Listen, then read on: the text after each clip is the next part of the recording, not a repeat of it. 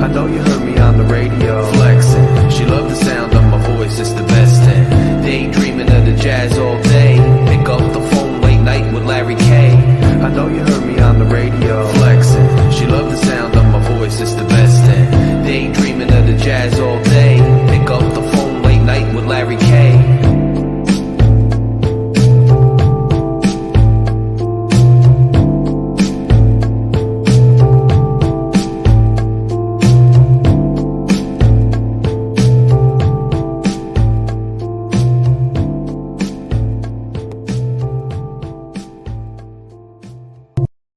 Fury fam, man, it's nice to be back with you. I'm sorry about the attire. I have a little bit of a different look today. The reason I have a little bit of a different look today is because I had a busy day. I just got back from a mentorship program. I had a crazy day at work, you know what I'm saying? But I am still here to talk Fins with you guys. Shake is going to be up here soon. G had to work today, so at the end of the day, you know what I mean? We don't have the full panel, but we're going to have you guys on. We're going to talk. It's going to be great. I'm excited about it. Obviously, a lot of big news in Miami Dolphins land, man. We got Bradley Chubb, man, and let's just be real. One thing our defense was sincerely missing. We all can agree that we probably could use some help in the defensive backfield. We could use some help there. But at the end of the day, some of these young kids are stepping up, and you never know. We might get Byron Jones back. It's not like Noah's been the incredible liability we thought he would be necessarily. And you got Kohu and these other guys kind of stepping up and doing what they have to do. So at the end of the day, the defensive backfield wasn't as much of a concern. And even if the defensive backfield is still a concern, I think it's important to remember that it's going to be tough. It would have been tough to get a cornerback or a premier safety or even a premier, nickelback. And I don't mean to allude to the band or anything, just talking about football. But it was going to be hard to do that, and the premium that we would have to pay might be too steep. So what's the other way, right? What's the other way that you can help your defense and help out that, banged up defensive backfield? The other way to do that is to help out with the pass rush, right? We have a decent front seven, not a great one, a decent one. We are at our best, however, when we are blitzing because we need to bring extra heat in order to put pressure on the quarterback. That's just been the way that it's been, right? So the problem with us is that we haven't been able to bring that type of pressure and those all-out blitz packages because we haven't been able to leave our defensive backs on an island to take care of whatever's left over. And so when we don't want to go all out on the blitz, because if we go all out on the blitz, we are going to expose these young and this banged up secondary to potential plays downfield. So what can we do to improve on that? Well, the one thing we can do to improve on that is to bring in a player that allows us to rush just our front four, and still drop into coverage, yet still bring considerable pressure on the quarterback. That's the best thing we could possibly do in that situation. And so we go out and we get Chubb.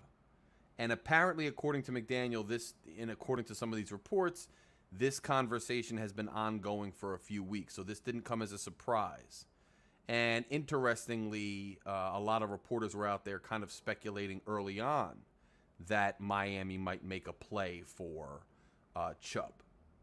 And so we did. So obviously, and we've seen all the memes, right? We've seen all the talk. We've seen all the little joke posts, but it's true. Chris Grier has successfully flipped the Laramie Tunsil trade into the San Francisco 49ers trade into Tyreek Hill, Jalen Waddle, and Bradley Chubb. So, that endless and timeless debate of, do you want draft picks or do you want actual players? I think, it's an interesting question. And it's when you're selling all your draft capital to get a player, on the back end of his career to make a run, that's one thing.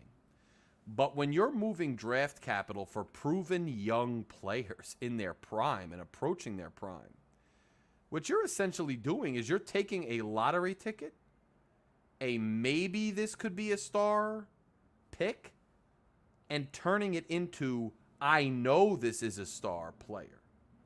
When the player's on his last leg of his career, when he's older, then you might be sacrificing the future. But the Miami Dolphins are getting guys that are in their prime, getting to their prime with these draft picks. I would trade a first-round draft pick for Tyreek Hill any day.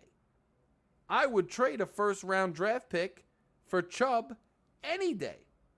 I would trade a first-round draft pick for Jalen Waddle any day.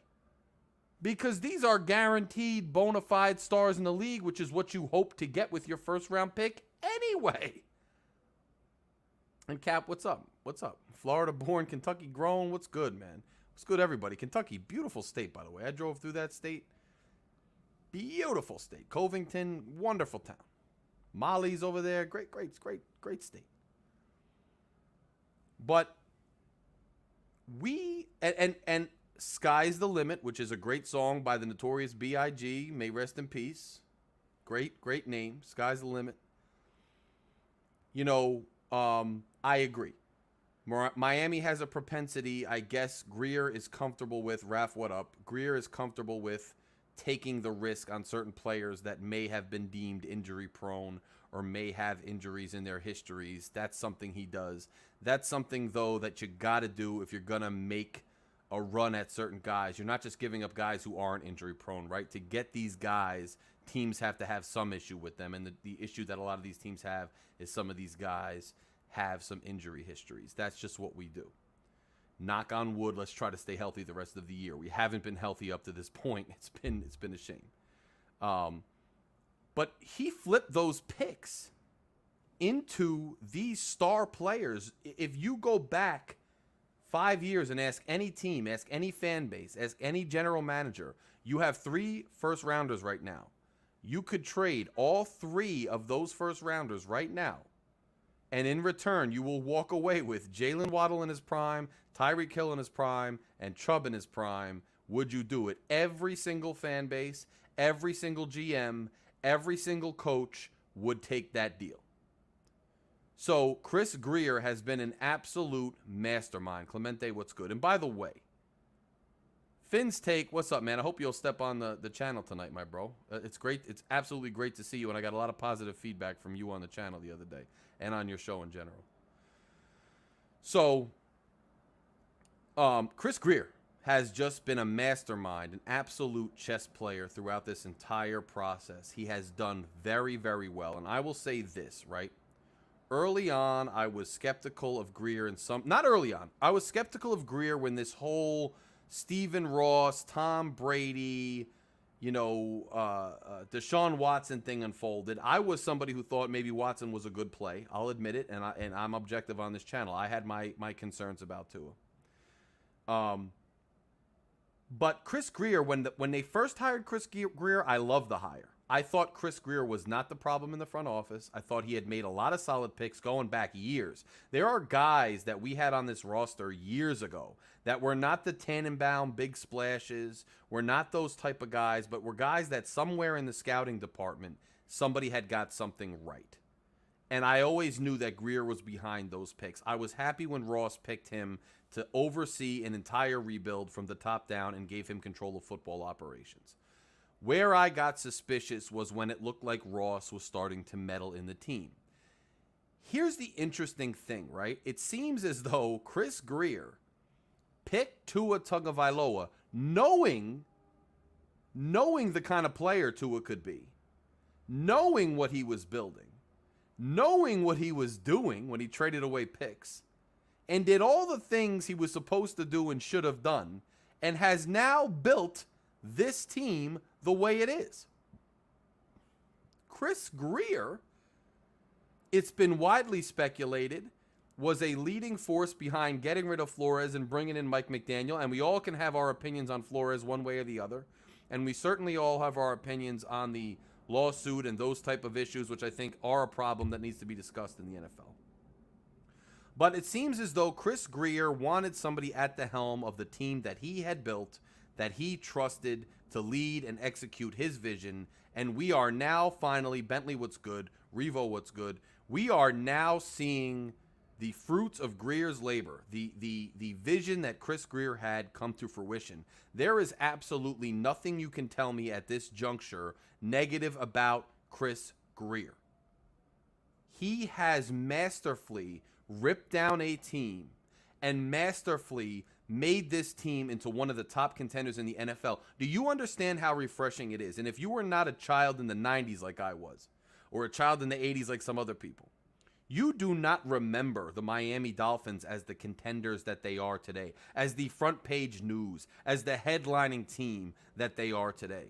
I remember, and it's something I haven't seen in a good 20 plus years of my entire life. When the Miami Dolphins are being discussed regularly on TV programs as contenders for not only playoffs, but contenders for the Super Bowl, and that we are going all in, and that we have one of the most prolific offenses they have ever seen, and you are having guys, Tyreek Hill and Jalen Waddle, being compared to Mark Duper and Mark Clayton and Tua Tagovailoa in that system. If Clayton and Duper are the receivers, then Tua is the quarterback. And if Tua is the quarterback, then he's the Marino of that whole thing. And what I'm seeing on that field, and then how about Grier signing Gesicki to the franchise tag and then not even trading him, keeping Gesicki, because you see, who else is getting all these touchdowns and getting open and moving the chains besides Hill and Waddle? Who else is doing that? Mike Gesicki. And I'm very curious to see if we just let him walk or if we try to work something out long-term that's team-friendly deal, maybe with some guaranteed bonus money. I'm curious because the guy is still balling, and Chris Grier has kept him despite McDaniel trying to figure out ways to figure him out. And I'm not saying, don't get it twisted, I'm not sitting here saying Tua is Marino. That's not what I'm saying. Marino had a whole different... Marino's a Hall of Fame quarterback, bro. Marino is a Hall of Fame quarterback. He's a Dolphins icon. I'm not saying Tua is Marino. What I'm saying is this offense and the way it's running is reminiscent of something that the last time we saw it, Marino was at the helm. That's what I'm saying. The last time we saw this, Marino was at the helm. And can Tua get to a Hall of Fame level? Can he do it? Is it possible that he can do it? Is it possible that he can do it? Yes, it's possible. Is it likely? I don't know. Is it going to happen? I don't know. I'm not getting too far ahead of myself. Am I very encouraged? Have I seen everything I wanted to see out of Tua that made me a believer? Have I been absorbing every piece of media all week because I've been riding a high about this dude and this team? You're damn right. I'm a football fan. I'm a Miami Dolphins fan. I am eating this up. I am loving this. And by the way, before I bring Shake on, before I open up the panel and we get CB and everybody up here, before I do all that, man, can you please, if you have not done so yet, smash the like button, smash the subscribe button, and if you are at your computer, share this video and get people on here. Can we grow this channel, Fury family? Can we grow this objective, awesome conversation? Can we do this? Let's keep growing this thing. I love this family that we got here, and I love this team. And I'll tell you, when and if and when we win the Super Bowl, we all getting together and toasting together. Fury fam is going to have their own private party wherever, in whatever city that Super Bowl is. And if no one can make it out there, we're going to do it in Miami after the fact. We're going to have a party. But for right now, I'm going to bring in my man, and you already know who it is, Shake Money, Shake Hefner. I'm going to call him Shake. Shake Money is one thing, but the current iteration of this man is Shake Hefner. So I'm going to bring Shake Hefner on. Shake, what up? What's going on? Sorry about that. Give me 1 second. I'm going to give him a second here. He's getting things situated. Now Hef has to always have the right vibe at his disposal when he comes on. So we're going to wait for Hef to hop on. This fine, wonderful day, people. As I'm getting to what's going on. By the way, man, I love these. I heard somebody on Stephen D. It was a German guy. I can't remember his name. Said it. We had 2 Victory Mondays. One on Monday and one on Tuesday. Ooh, I like that. That's how good this is now. Victory Wednesday is right here on the Phin-Addict Fury channel. That we know. That we know. And you're damn right, Finn's take. Yo, CB, that party going to be crazy. And I made a living throwing parties for a little while. So whenever we have that party, it's going to be lit. It's going to be wild. I can't wait for that. I can't wait for that. And I'm waiting for Shake to come on because I want to hear his thoughts. I want to hear all your guys' thoughts too. Not only on the game last week, but on the trades and on the upcoming game. Now, I think here he is, the man, the myth, the legend. I'm going to give him the floor right now.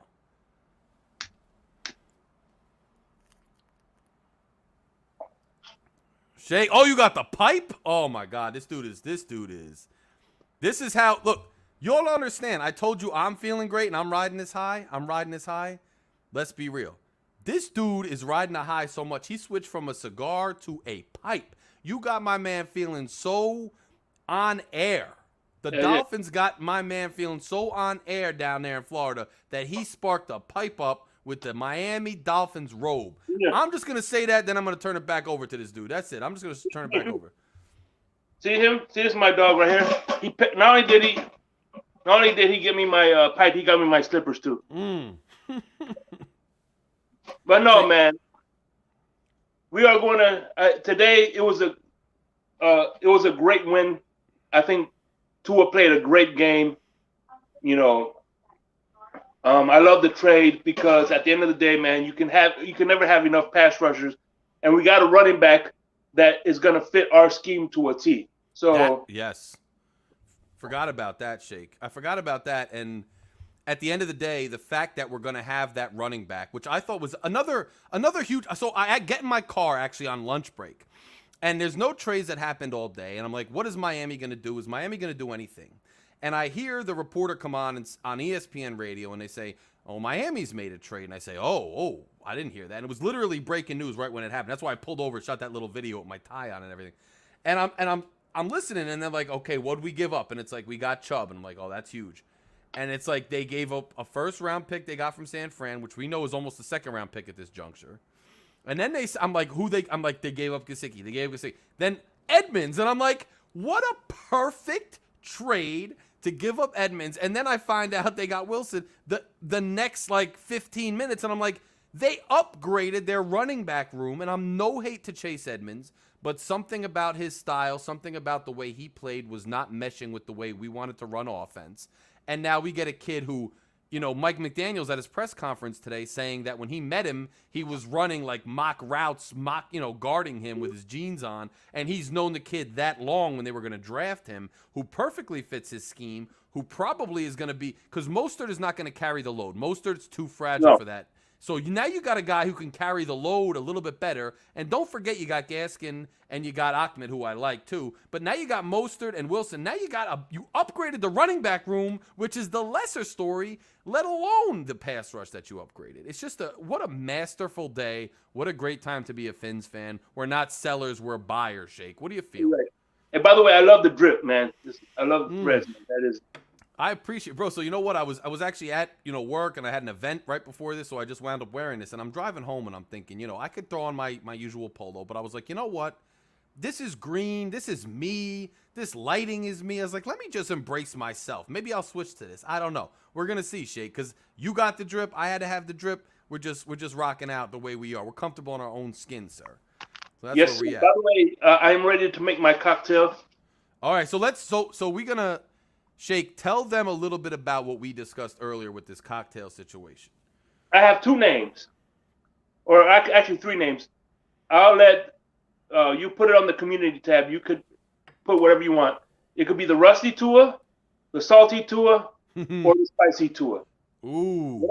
Whatever of the names wins, that's the name of this cocktail. So guys, pay attention. So we on StreamYard now, but there's a community tab. Actually, I'm gonna pull up my YouTube right now. Shake, start telling them the ingredients of this drink while I start putting this poll. All right. First, have you heard the saying "cool like a Shaolin monk"? Hell yeah, I have, especially because I'm a Wu-Tang fan, son. Well, that's two in the pocket. Now, when you think of monk, you think of Frangelico. Right. So I'm gonna put 2 ounces. Of course, I got my ice of Frangelico liqueur. Right here. Frangelico liqueur. What else we got? Do you remember what that nickname that Rich Eisen gave him? What did he give him? No, I don't remember that. And Rich Eisen, by the way, has been another dude. Rich Eisen today said Tua is elite. He said it yesterday. He said Tua is elite, and I'm sick of hearing he's not. Tua is elite. That's what Rich Eisen's been saying. Rich Eisen got a great show. I just have to say, out of all the people like Colin Coward, Mike Florio, I am a fan of Rich Eisen. Like when it comes to the professional journalist, I love his voice too. I think Rich Eisen does a really good job. So by the way, Shake, we got the spicy Tua, the salty Tua. What was the third option? And the rusty Tua. Ooh, I like that. Okay, because that's the Pittsburgh Steelers Tua, right? Yeah, the rusty one. So, excuse me. All right, so now I'm putting this up. Give me a second. They make these things so fucking difficult. Oh, so what are you trying to open right now? The second ingredient. Normally I don't get this one, but this is this brand, but this is seasonal, so why not? Mm-hmm. So his nickname was Salty Tua. That was where the nickname came from. Gotcha. So salted caramel, 2 ounces. Salted caramel is a flavor innovation over the last decade that I've come to love. Put it in your ice cream, put it on caramel, and by the way, I put the options up on the community post, but it won't let me post it, I guess because I'm currently live. I don't know. Yeah. So I guess you can do it after the show. Yeah. So after the show, I'm gonna post the poll. So after the show, you guys. Yeah. Next week we'll announce what the name is. Yeah. So if you go on the community tab after this, I'm gonna post the poll on this channel with the 3 options to name it: the rusty Tua, the spicy Tua, the salty Tua, and you pick the name of the drink. Next week, Shake is gonna have the drink, and we're gonna announce and toast the name of the drink, and he's gonna take a swig of it there. So Shake, I'm gonna take a swig now. But last but not least, Tua is that started from the bottom. Now we're here. Yeah. Kind of like the American story, right? He really is. Yeah. So last but not least, American honey. Just a little, just a splash, not too much. I'm only doing this like maybe a 1/4 ounce. I like it. Bro. And there we go. I really dig it. Week, I couldn't get I'm gonna get it next week, but next week's drink is gonna have it, which is gonna be 2 pineapple garnishes. Ooh, I like that a lot. Got that little flavor in there. I dig it. And did anybody see Shake? Did you see Tua's? By the way, cheers, bro. Cheers. Did you see Tua's presser today, where they were asking him what is improved? He came out first of all. He goes, yeah, that's a shot. He said straight up. Yeah, and that is a shot. That's what he said. He admitted it. He's taking a shot. Yeah, he came out and said, first of all, he had the throwback hoodie on, which I love, with the old school logo. He had the throwback old school logo hoodie on. He's got it pulled up. He's out there. He ain't even trying to be bothered. He's like, yeah, we're playing. You guys want to talk about the Bears or what? He got that swag in him. And then they ask him oh, how do you think you've improved or whatever? He said, I don't know, maybe the deep ball. I guess I improved a lot in the deep ball. That's what he said. And he's looking at them, and they're like, oh, he's like, yeah, that's a little jab. It is. He's like, I guess I'll keep working on them deep balls. And then that was it. He left. I was like, oh. Drop the mic. Yeah, so Tua, that's the funny thing, too, because everybody was always like, oh, is Tua affected by the talk of Deshaun Watson? Is Tua affected by Flo not believing in him? And he kept saying, no, I don't care. I'm not really affected by that. That's not in my head. And everybody's going other ways saying it's not in his head. That proves this affected this young man. And he's taking it personally. And I don't blame him, because any man who's a competitor, anybody with integrity, anybody with some pride in humanity themselves is going to feel that way and want to prove somebody wrong, is going to take note, collect receipts. Everybody's going to do that. So I'm actually glad he did it, and I'm glad I'm seeing the swag out of this dude the way we should be. I like it, Shake. What do you think about that presser? And if you guys haven't seen that presser, go watch it. It's something to see. That's salty Tua right there. Yeah. And also I see McDaniel's on the way home. I see McDaniel's presser, and one of my favorite things is he goes, "Are you in constant?" I heard you said there's no such thing as over communication with Chris Grier. Are you in constant communication? He goes, as a matter of fact, he's in my earpiece now, and he told me not to answer that question. Yeah, yo, that's funny. I I like the little vibe that these dudes have going on right now. I really like the vibe that these dudes have right now. Tua, McDaniel, and you know what else I thought, on a serious note, that I saw from Tua today in his presser was he said something fascinating, kind of interested me. My ears went up. He said that Mike McDaniel, he said Mike is sometimes too positive. He said Mike is so positive, it's just the type of guy he is. He's so positive that sometimes I've got to go away from Mike and I've got to go to somebody who's going to be more negative, not necessarily pessimistic, but I've got to go outside the box and I've got to go to somebody who's going to tell me a little bit more of what I don't want to hear. And they said, well, do you ever force Mike to be negative? He said, look, that's just not the kind of guy he is. So now we're gleaning some insight into that locker room, into that team, and it seems that Mike is more of a look on the bright side, I'll help you improve, there's some way to make this better type personality. And then he did say, look, Mike will flip out if he gets mad, but I think Mike's the kind of guy who's a hardcore preparer. He's looking into how to best, get the best out of his players. Mm-hmm. And then he's telling the players, glass half full, this is how to maximize your potential. But what I thought was really fascinating was Tua said, they asked him, well, who do you go to that's going to be more, tell it like it is, more negative? And he said, first he said, well, myself, and then he kind of chuckled. Then he said, Bev. He said Bevel, man. He said, I go to Bevel, and he's the kind of guy who will say, I'm not going to sugarcoat it. This is what you've got to do.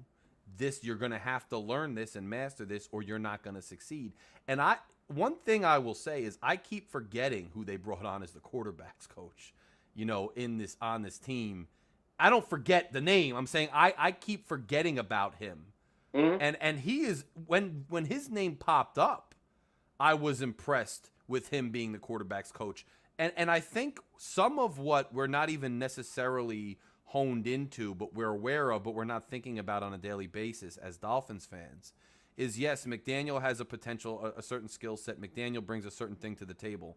But the staff he has put together, Shake, the staff he has put together are football-minded guys who can connect with players, because a lot of them were former players, and who are actually a highly respected staff. You talk about Bevel, you talk about a guy like that.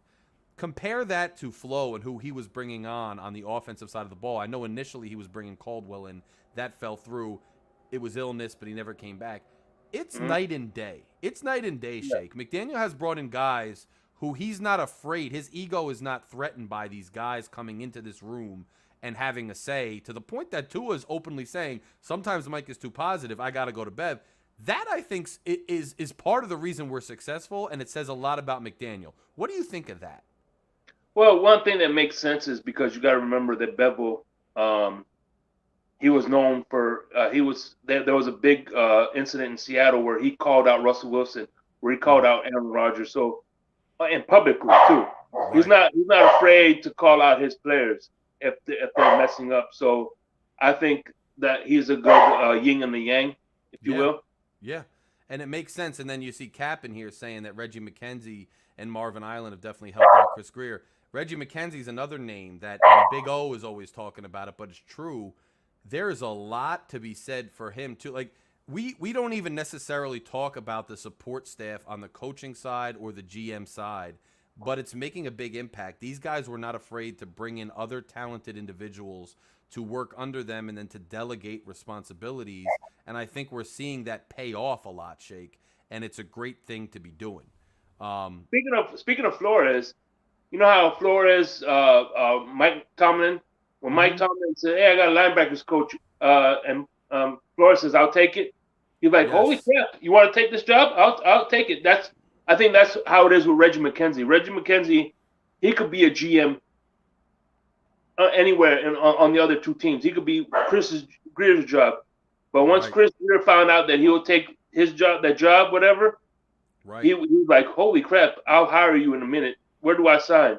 Right. And they got some guys that, sometimes you get guys who believe they're not just looking out for themselves. They're not just looking for the next step. They are at a point in their careers where they actually believe in a vision. They want to work with and for people who agree and align with their vision. They want to go out and get a chip. They're not playing anymore, and they want to implement a system that they all have cohesion on, that they all believe in, and they want to work together to implement that system. And when that happens and you have that alignment inside the front office, with the locker room, in the locker room, inside the coaching office, and then, throughout the team, you start seeing those teams take on the character that we're seeing now, where they're stringing wins together and they're overcoming adversity and they're making moves like the one we saw with Chubb, and they're all aligned and something big is happening. And there's no way that Chris Grier and Mike McDaniel were not on the same page with getting Wilson. I mean, that just speaks volumes to how these guys must communicate and the shared vision that they have. And it's really inspiring to see, Shake. It really is. Yeah, I agree 100%, man. Yeah, and so Shake, yeah, I'm listening. I think the one thing that stands out about this is that they're at a point where they're like, you know what? We have the young nucleus that we need. We just need to sprinkle in the veterans. Just like with people don't realize how long the Rams were building that team. That team wasn't built overnight. The Rams team. The Rams had a good nucleus of players. They're like, and then what I'm saying, that's the next step is you get you trade those picks because you have that young nucleus, and then you sprinkle it with not aging veterans like we were doing in the past. Right. Like the like the Greg Jennings of the world. You know what I'm talking about? Right. The pastor. And even Frank Gore, who was an awesome player, had some great moments with us. An awesome player. Danny Amendola, he was well on the end of their career. Well on the end of their career, those guys. He's getting guys in the prime of their career. Like, yes. Dude, at the end of the day, Tyreek Hill is not even 30 yet. Right, dude, which is crazy. Yes. So he's getting them in their prime and not past their prime. Because you see, what happened was the old regime, in my opinion, you like Tannenbaum, what they were doing, being that they were trash teams, they were bringing the names that will sell the jerseys. That's what trash teams do. They bring in big names to sell jerseys. Now they don't give a fuck about the jerseys. They're on another level, man. They're bringing in. They don't have to bring in those guys. You know what I mean? Right. I 100% know what you mean, and that was the old, kind of thing of the Mets before they got new ownership, and it was the thing of, the Jets. He had a lot of names, and he had some successful teams, Tannenbaum, with the Jets. I'll give him that. It wasn't like every team he had was bad, but he was always chasing the name. And one of the first things he did, which I was very unpopular when I was saying this, and I was just in the message board ether. I didn't have my own show and channel at that time and all that. But when he brought in Sanu, not Sanu. I'm thinking of I meant Sue. Ndamukong Suh. When he brought in Sue, everybody, the fanfare was through the roof. Everybody was so excited, and Sue was a very good player, but Sue was an interior lineman, and unless you had more of an impactful team around him, he was not going to single-handedly change the trajectory of the franchise. But what Tannenbaum's MO was I'm going to bring in, like you just said, Shake, I'm going to bring in the biggest name out there on the free agent market. I don't care if it fits the dynamic of what we're trying to do. I don't care if he actually is going to change the trajectory of the franchise. I don't care if it's going to work long term. I just want the biggest possible name to be the media splash and, to sell the jerseys and to do all that. And I recall, Shake, when he was with the Jets, Tannenbaum, and the Jets were doing that, Channing Crowder was the one who said, well, you could be the champion of the OTAs all you want. You could be the summertime champion. We're worried about the league. Tannenbaum brought that philosophy here, and Magoo was on board with it for too long. And, I got to show him, even though we're doing good, this is still our owner, Mr. Magoo. But Magoo was down with selling jerseys, and until Magoo realized that he needed to give something to Chris Grier, give the team, give the operation over to somebody who actually understood football, who had been in the industry for as long as Chris Grier had been in, who had been scrutinizing picks, analyzing picks for as long as he'd been. As soon as Ross gave the reins to Chris Grier and stopped dealing with guys like Tannenbaum who were just involved with selling jerseys and making free agent splashes, the team started to really make progress. And Shake, look where we are today. Look where we are today. That was the best thing Ross ever did, was put Grier in charge. And mostly, he didn't totally leave him alone, did he? Because we lost our draft pick next year because he didn't totally leave Grier alone. But thank God Brady said no, whatever happened, because Grier remained in charge, and Grier is doing what he's supposed to do. Maybe Ross finally gets in, and he'll just sit in the booth with the ears. Maybe he'll fly away with the ears. I don't know. And just stay away from football and just let Grier run the show. And before you bring on the pen, I just want to. I have a buddy of mine. He's an old school guy. Mm-hmm. I work with. I call him Dad. You know what I mean? Mm-hmm. We have that type of relationship. Mm-hmm. And he was telling me that that the year the Yankees really took off was the year that Steinbrenner was suspended from the franchise and could have had no communications. So that means he couldn't meddle in the day-by-day operation. So during that time that he was suspended, the organizations were making the right moves and not having somebody interfere constantly. And I think that's what happened when Ross was suspended. They were making the right moves, like not having him in the way. Makes a ton of sense. And Jake, before we bring on the panel, you know what we got to do, bro? You know what we got to do?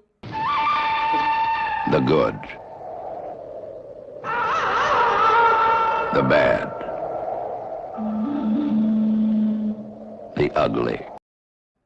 Jake, good and bad and ugly from Sunday. Oh man, the good is the finally we are in a 2-game winning streak. We put up 31 points. Tyreek Hill and Jalen Waddle broke the record all time for a combo receiver. That's the good. The bad is we still continue to pile up penalties. Yeah, it's unacceptable. Hopefully we clean this up because it could bite us in the ass. Big time. And the ugly is, holy crap! That did you see that bull crap pass interference call from the Mac Jones? That was a pick six. Oh man, yes. These roughing the. Well, you're talking about the Jets. Yeah, the Jets. I know. I'm doing NFL. No, it's okay. That's okay. I'm just clarifying that when the Jets. Mac Jones threw the pick. The Jets. So you think that wasn't I thought he hit him kind of late. Yeah, but at the same time he threw the ball, so it's like he couldn't really stop him from you know what I mean? I mean, it changed the game.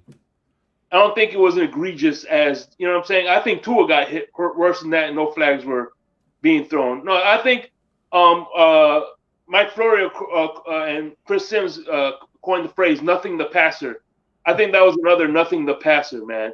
Yeah, and it changes these games. Penalties, yeah. It's like this is getting ugly where you don't know what roughing the passer is, and it all depends on who the quarterback is. There's some quarterbacks, dude. When the previous game,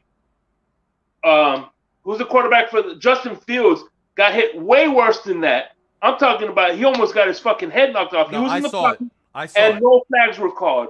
So it's like there's no consistency. That's the ugly. There's no consistency calls when it comes to roughing the passer. I wish we could be a little bit more uniform, man.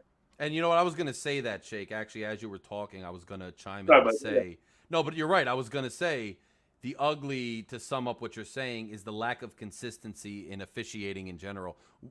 If we don't know what to look for, how the hell do the players and the coaches know what to look for? They're not calling consistent games. Therefore, you know, it's one thing to me, I don't mind the lack of consistency game to game per se, because it's like, all right, they're going to call a tight game or they're going to let them play or whatever. But in the game, if you're letting them play all game and then all of a sudden you call a game-changing penalty, or if you're playing it tight all game and all of a sudden you let something go, you just can't do that. It makes the optics, and you know I hate optics, but let's be real. The optics of that to the fans makes it look really shady. It makes it look like you can't depend on the officiating. To me, bro, out of all the leagues that I watch, and that's like college sports, basketball, hockey, the officiating in the NFL is probably the most inconsistent, problematic officiating we have. Thank God we have the replay systems, but honestly, it's used way too much. They should get the call right more than they do. It's better this year, I think, a little bit than the last couple of years, but something has to be done about the officiating in this league. So I appreciate that ugly from you, and I agree. And let me throw this little caveat in there. See, one of the reasons why the AFF never succeeded is because what they did is they have a referee, they would throw the flag, and they have somebody review it to make sure it was correct. So there was never any controversial cause. And I think that's what the NFL was looking for. Because think about it.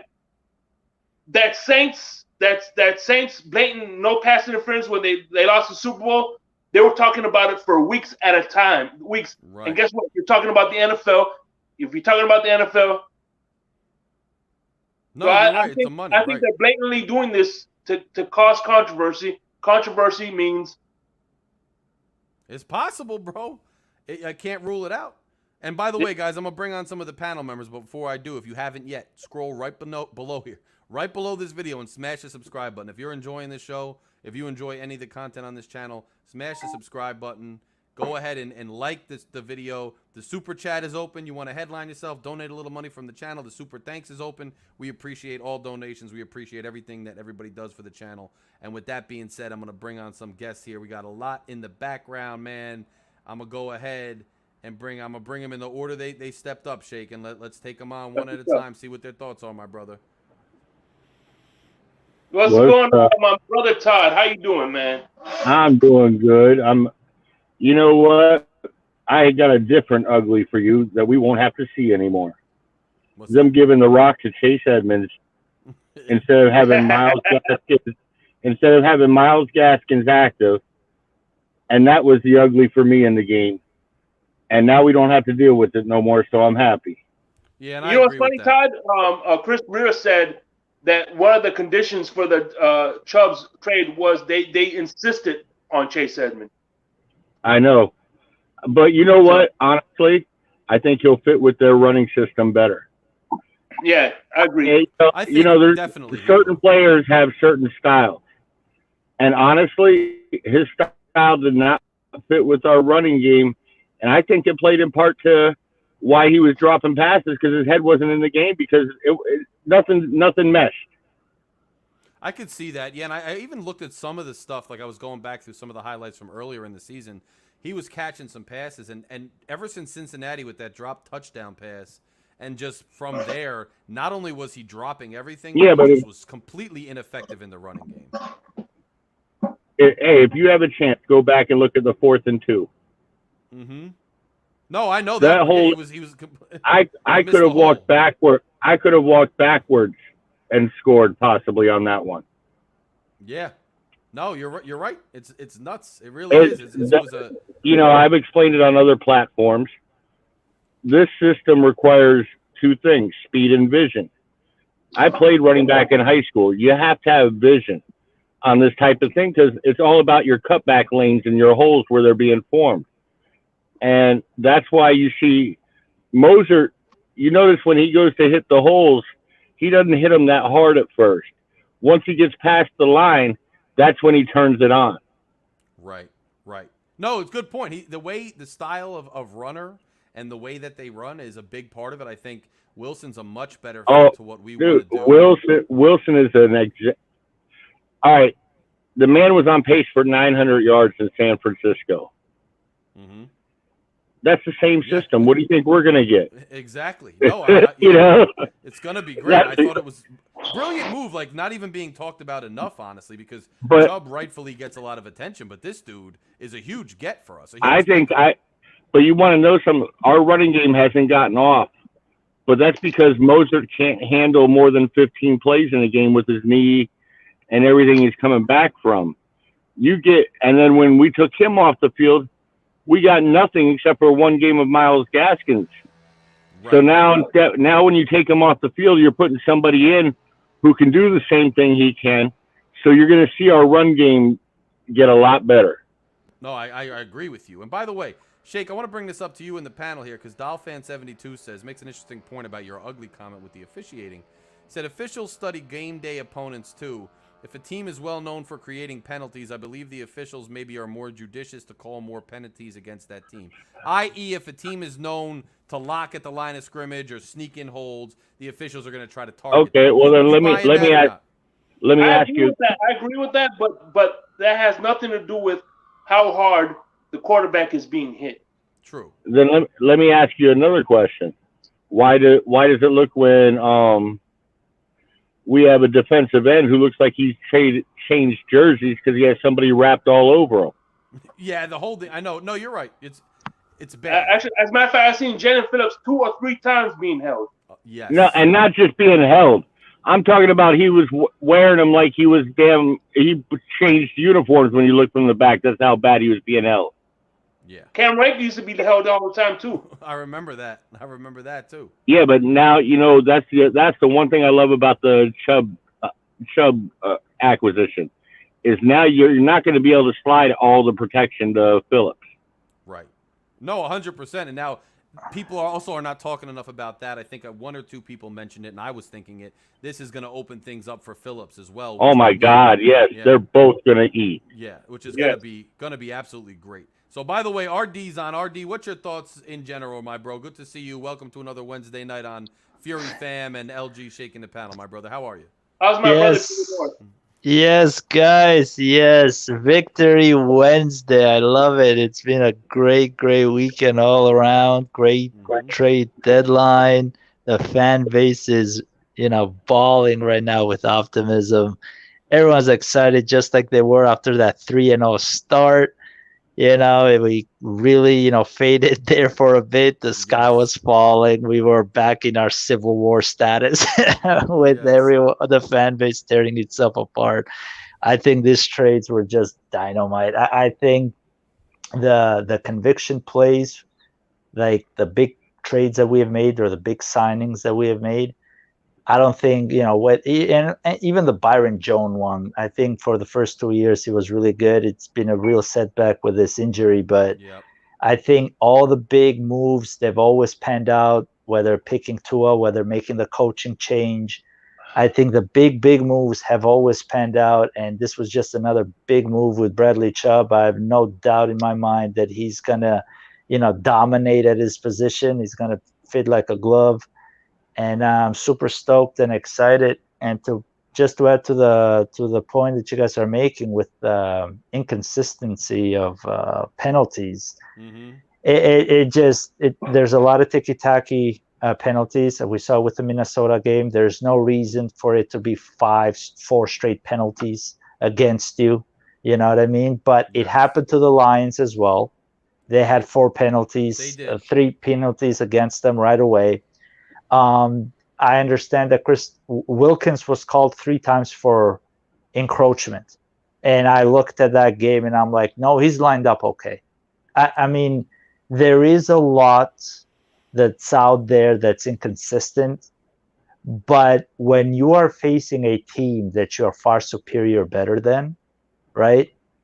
Don't overthink it. Just execute, right? I mean, think about it this way. The game started, Alenda Roberts, our captain, our senior captain. What does he do? Taunting right off the bat. It's inexcusable, man. Absolutely inexcusable. And on the same drive, they run it in for 7 yards. He misses the hole, and they just run it in for 7 yards. That's what I'm really like. Penalties, it is what it is. I hope, you're going to have more senior officials in the playoffs and whatnot.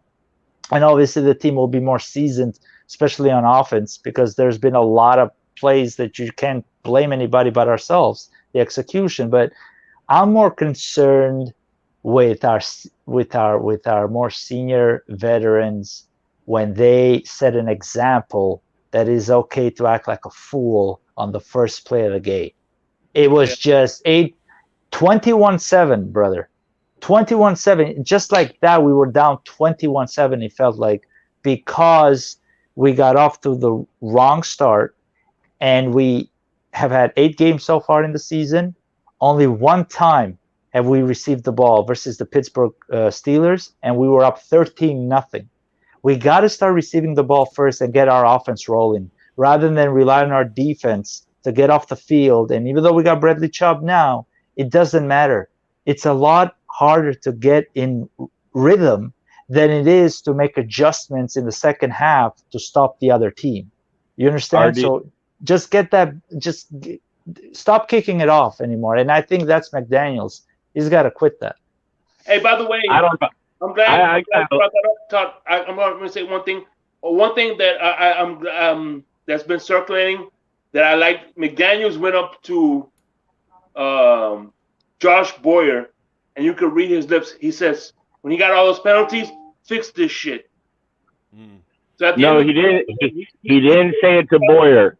He didn't say it to Boyer. It was to the defensive line coach next to him. Well, that makes Okay. sense because they were Because lining of- up be- improperly. Because of Well, all yeah. the offside calls with Christian Wilkins. okay. Yeah, like the coordinator only has so much responsibility, right? It is the coaches, the individual coaches who have to hold their players accountable. Like if certain players are not acting right, you can act. The coach will only go to the what is it called?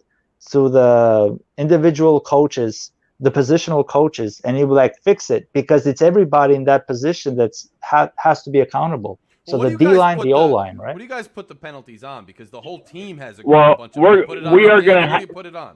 we are why gonna have we a- doing it? We're going to have a lot more penalties than any other team, regardless, because we use so much motion that will lead to more penalties on that part of the football, True. regardless, because that does happen when you use a lot of motion. Look how much motion we're using. Every play. 86%. Okay. Yeah.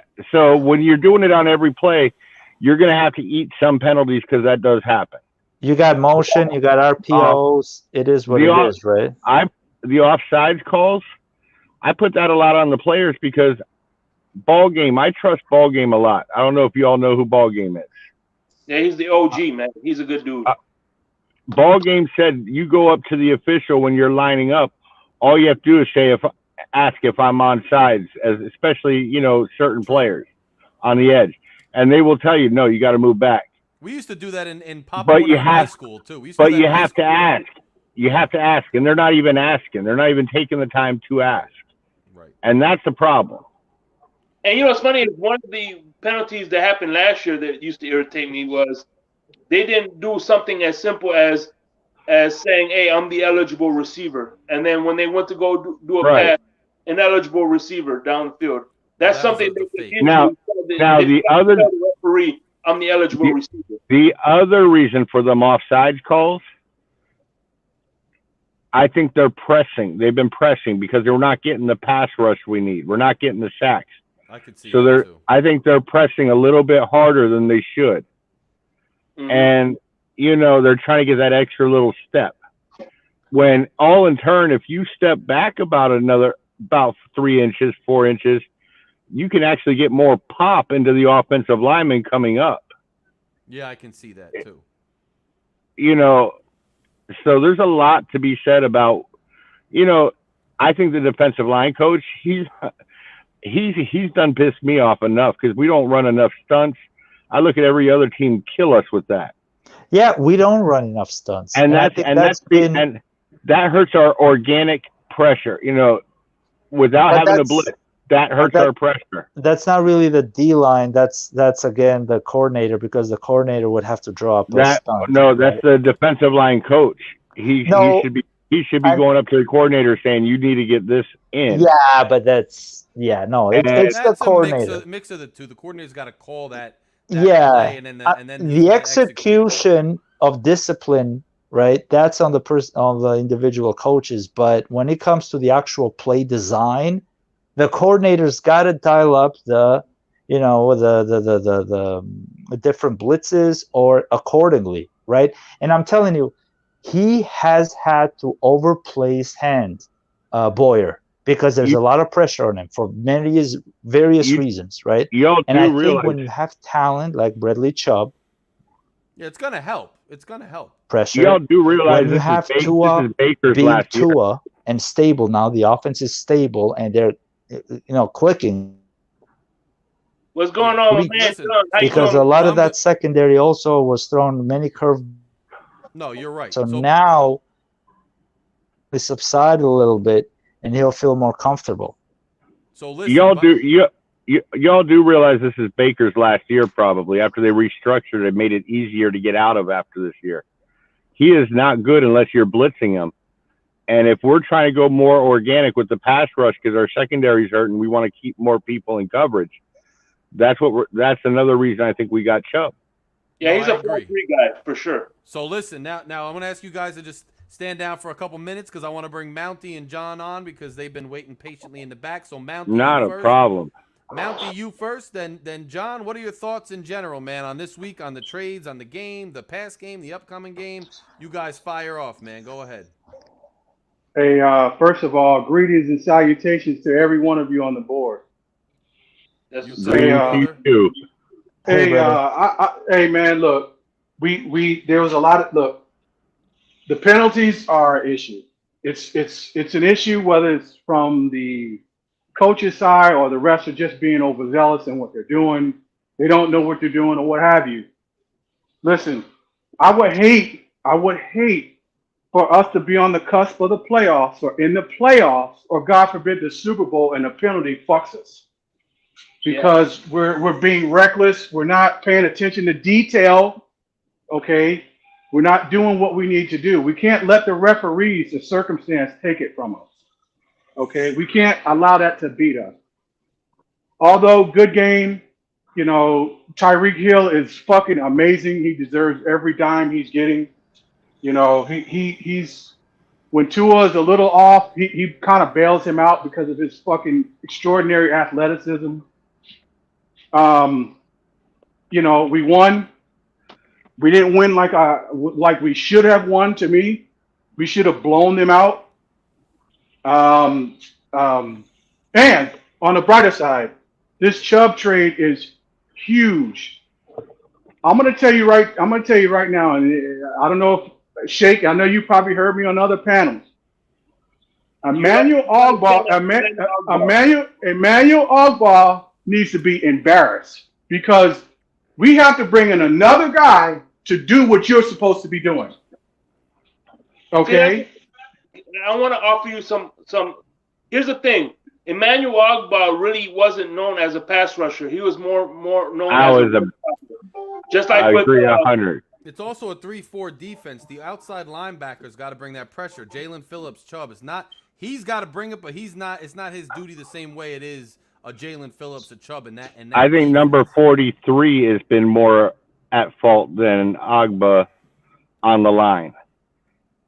Okay. Well, hey, look, I'll look at that as indifferent. However, I'll give him a pass somewhat on that.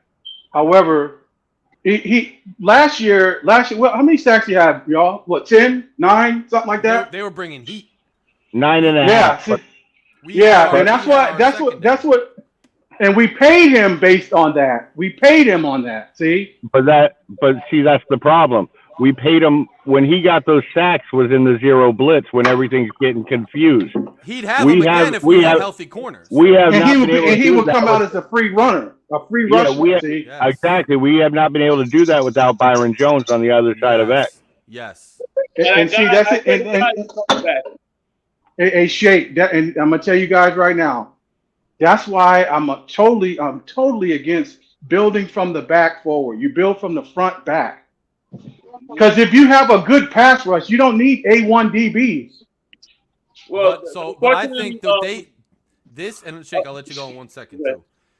This defensive philosophy, though, was this aggressive defensive philosophy that Flores and Boyer had. So that's just how they build their teams. We could disagree, of course.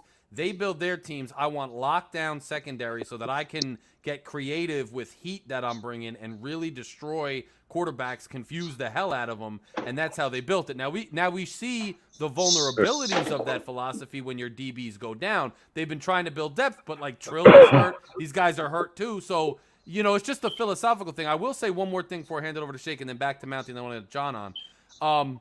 I'm not mad we didn't blow them out. I said last week that their offense, Detroit's offense was good, and they got some players back. They could score some points. I said our offense is going to have to win because our defense is banged up. Our defense stepped up when they needed to play complimentary ball, but our offense did what it had to do and balled out and beat them. I'm not so surprised we didn't blow them out. I'm happy with that win. But Shake, go ahead, and then I'll give it back to you, Mountie, to refute, and then I'll give it to John. Well, that's the Bill Belichick. They came from the Bill Belichick, so of course the apple isn't far from the tree.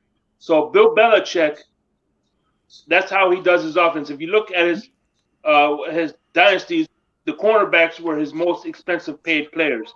So at the end of the day, so when you come from that system, that's the formula you're gonna take. So hopefully Boyer gets his own identity, and like you said, goes the other way around. But unfortunately, the offensive line, his defensive linemen. If you look at New England's defensive linemen, they consist more of defensive tackles, and their edge rushers are their linebackers. So that's how Right. they're constructed. Right. Yeah, they're built. The New England Patriots are built more in the mold of the old Pittsburgh old scheme. Right. So yeah, I'm happy with the win. We just need to build on what we have. Mm-hmm. And dude, this Chubb trade is huge. It was big, this man. is Yeah. huge. It changed. Now we see, but see, the thing is, I was embarrassed. I was pissed off because we're making Jared Goff look like Tom Brady. Yeah, He's getting like 6, 7, 8 seconds to throw the ball. Yes, that was the a lot of teams he's done that to this year, though. So I can't really say much. True. Now first of all, he's got one of the best O lines in the game. Yeah, Okay. He does. Number one, number two. Okay, first half there was a lot of luck in there as well. Fourth down, special teams lost their mind. Only covered one half of the football field. He was throwing it up in the air. Javon Holland got beat a few times. Okay, that's on Javon Holland. There's no denying it. There's no hiding it. I don't agree with that either, but I'll get to that later on. X almost had one, so he made a perfect throw, right? These were big throws, by the way, right? We all talked about Landon Roberts. Piss poor start to the game. In the second half, again, adjustments were made. We shut him down. We literally shut him down. It goes back to the Miami Dolphins. Enough with letting the other team get in rhythm first. You do it. And then let the defense play in front, not from behind. So this is RD's philosophy. So whenever we receive the ball, we're going to talk about it because this, and there's nothing wrong with it. RD has been beating this drum for a couple weeks, so I want to see. But it hasn't. That's the thing. It hasn't worked. It's been 8 weeks, brother. Yeah. And we see the same movie over and over again, and it's like you're putting Tua in this hole that he has to now be elite along with the rest of the team, along with McDaniels. That when Chase Edmonds fucks up, it's like you're screwed. So it's why. RD, but that Javon Holland, if you look at the all 22, he ever since Nick Needham went out for the most part, he gets beat on occasion because he has to monitor that left side of the field. When X is on the other side, he's good, but he's got to help that other corner. See, he gets beat because you got rookies and backups over there. No, but here's the thing. The deep throw that for 50 yards that went to the wide receiver, he beat when he should have, he misread the wide receiver because the wide receiver just ran right through him. And then the tight end catch, right, he had a bad angle on him and he never wrapped up the tackle. Okay, here's the problem. He was good the rest of the game. He was playing Brandon Jones's position. He was not playing his. He had to do Brandon Jones and Nick Needham's position both during that game. He had to play slot that time, and he had to play Jones the rest of the time, which is why they had a rookie on the back end most of the time, an undrafted rookie who played. Right. Now, the mistake they made was you're going up against TJ. You need to bring Eric Rowe active. That way he can at least cover the tight end and make things a little bit. Eric Rowe ain't covering nobody, especially. Remember what he did with Breece Hall? He didn't even know where to line up. Breece Hall is a different. Breece Hall is like the Jets' whole team, and they're not going to be anything the same with him. No, Eric, he's not even active anymore. The McDaniels has sort of looked down upon him. He's missed a step. I'd rather have the rookie play free safety than Eric Rowe now. So look, now I wanna. Yeah, and I hear you guys' defensive debates. I want to go back to that in a minute, but first I want to get John on. This man, for as crazy as he can get sometimes, and as heated and passionate as he can get, he's so damn patient, as you all are, which I really appreciate. I apologize, John, man. No, it's not. You guys didn't do anything wrong. I'm just saying. Holy you guys crap. you guys are all so polite, and I appreciate it because it makes the show so much better. And I'm just going to give him his little space now, and then we'll all talk about what he brings up. Larry, it's crazy you said passion, because every time I go into a job interview, which it's been a while, thank goodness, Yes. I always tell them how passionate I am. So thank you for seeing that. Yeah, and I love my Dolphins. So yeah, I feel like I'm on the other side of this from you guys. I mean, I'm just going to be the first to acknowledge Tua absolutely balled, and I expected him to. Everything he did in that game was part of my expectations. So I'm not overly impressed. I'm not down. I saw what I expected. The defense, they came up a little short to me. Obviously, I expected better out of them. But luckily Tua was there to pick it up, and that's what we need out of our number one QB. Hill obviously looked great. But look, I mean, I'm concerned. We went into this season. Well, we almost went into this season with 2 first-round draft picks, and this was going to be our ability to move off of Tua if he did not prove himself. And now I'm looking at a team. We made a couple trades. Obviously, our owner – those were my kids, by the way. It's okay. Our owner gets involved. Now we're missing 2 first-round draft picks. So it sounds like we're locked in with Tua. And what did I seen out of Tua? Well, the games he's played, he's done well, but he's also missed almost half of the season. So I'm not feeling too good. I mean, this year's looking good, but I'm a long-term Dolphin fan, and I'm looking at the future. And I'm telling you, if Tua doesn't work out, it's going to be a few more years of misery. With the exception, though, I've been pondering this for a while. I'm wondering, I've seen some talent out of Skyler. I think you all have.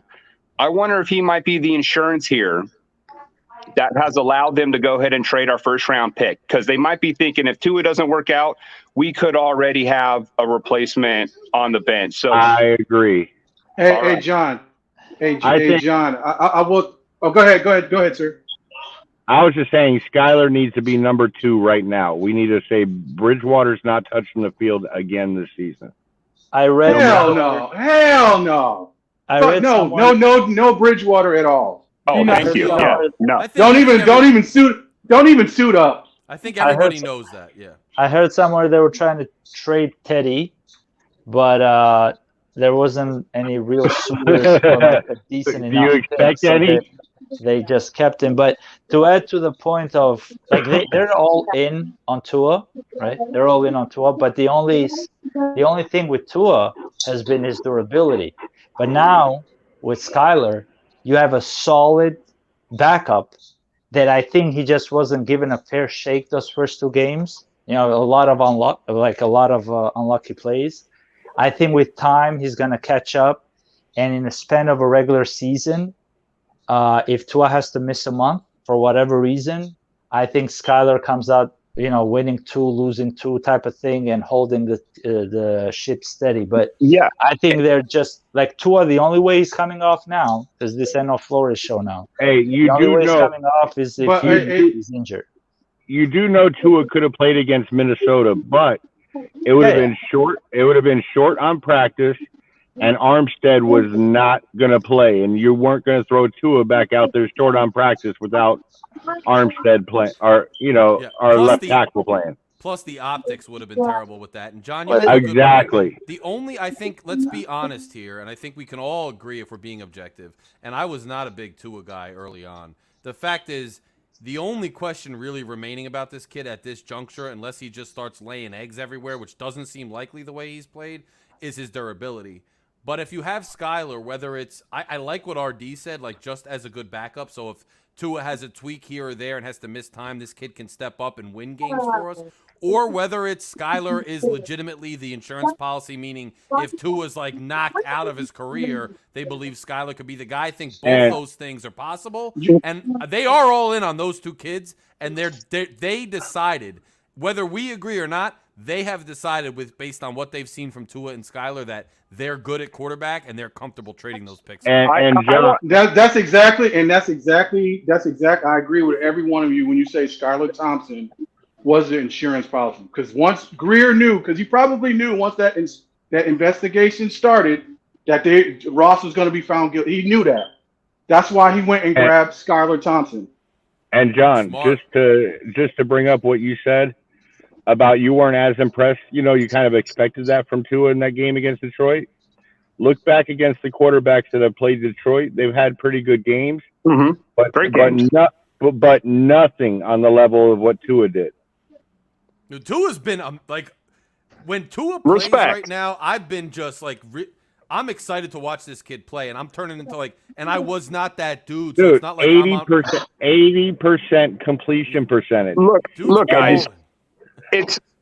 Tua's been doing good, and on third downs, I'm not even nervous anymore. Yes. And how nice is that? That's- 3rd and 15, and we're like, what's he gonna do now? 30 yards? 20 best I'm still quarterback. nervous. I'm still nervous. Hey, on but third not down, to- though. Hold on. Let him go. Best Okay, go quarterback ahead. we've had here in probably 20 years. I mean, I like Matt Moore. I like Chad Pennington. Tua's better than all of them, let's face it, especially right now. But look, Larry, I got to respectfully disagree with you. You had said the only question mark with Tua is his durability. I still have a really big question mark about him in cold weather games. The guy has come up small in big time games. Football is a wintertime sport, and I have not seen my QB1 perform at the level I expect in crunch time during winter. So I think, and that's my biggest concern. Let me Fair. ask you That something, is John. fair. That is fair. That is fair. We got to see. Fair, but let me ask you a question, John. I tell you what, we got an all-weather quarterback on the bench. We do. Who's the most honest person on our offense when it comes to interviews? Tua. No, Gesicki. Gesicki will tell you how it is, and he doesn't care. True. You know what I mean? And when Gesicki came out after that Tennessee game and said, we had no game preparation for this weather at all, for anything that have to do. We were running the ball in the first half at a 5-yard per clip. Why didn't you keep going? Listen, that was all on the coaching in that game. You're not going to turn around, have no prep for the game in that weather and turn around and do that. Tua didn't play well that game though. So he didn't. I admit this. I today, because they asked Tua that question. They asked him that question because who was it? It was I love that interview today. Hold on. But it was Coward. Coward said today last week, whatever, he said, I don't believe in the Dolphins because they're gonna falter in the cold weather. So they asked Tua today, they said, how do you feel about the climate? Tua said, I don't care about the climate. I'm just concerned with making the yards I got to make, handing it off or passing it. That goes to what you said, Todd, because he kind of alluded to if they want me to hand it off because it's cold, I'll do that. They want me to throw. I have the thought too, though. We got to go to New England. We got to go to Buffalo, and we might have to do it in the playoffs. Might have to go back to Cincinnati. Might have to go to Baltimore. It's a good point by John, and I'm still waiting to see. I agree. Please let this kid perform in the cold weather. I don't know yet. But here's he does. Here's the thing. Hold on, we got to go in time. So Shake first, then RD, because that's who talked first. Then we'll go around. By the way, one of the things that's being misconstrued is Gesicki. They asked him, "Did you guys prepare for the weather?"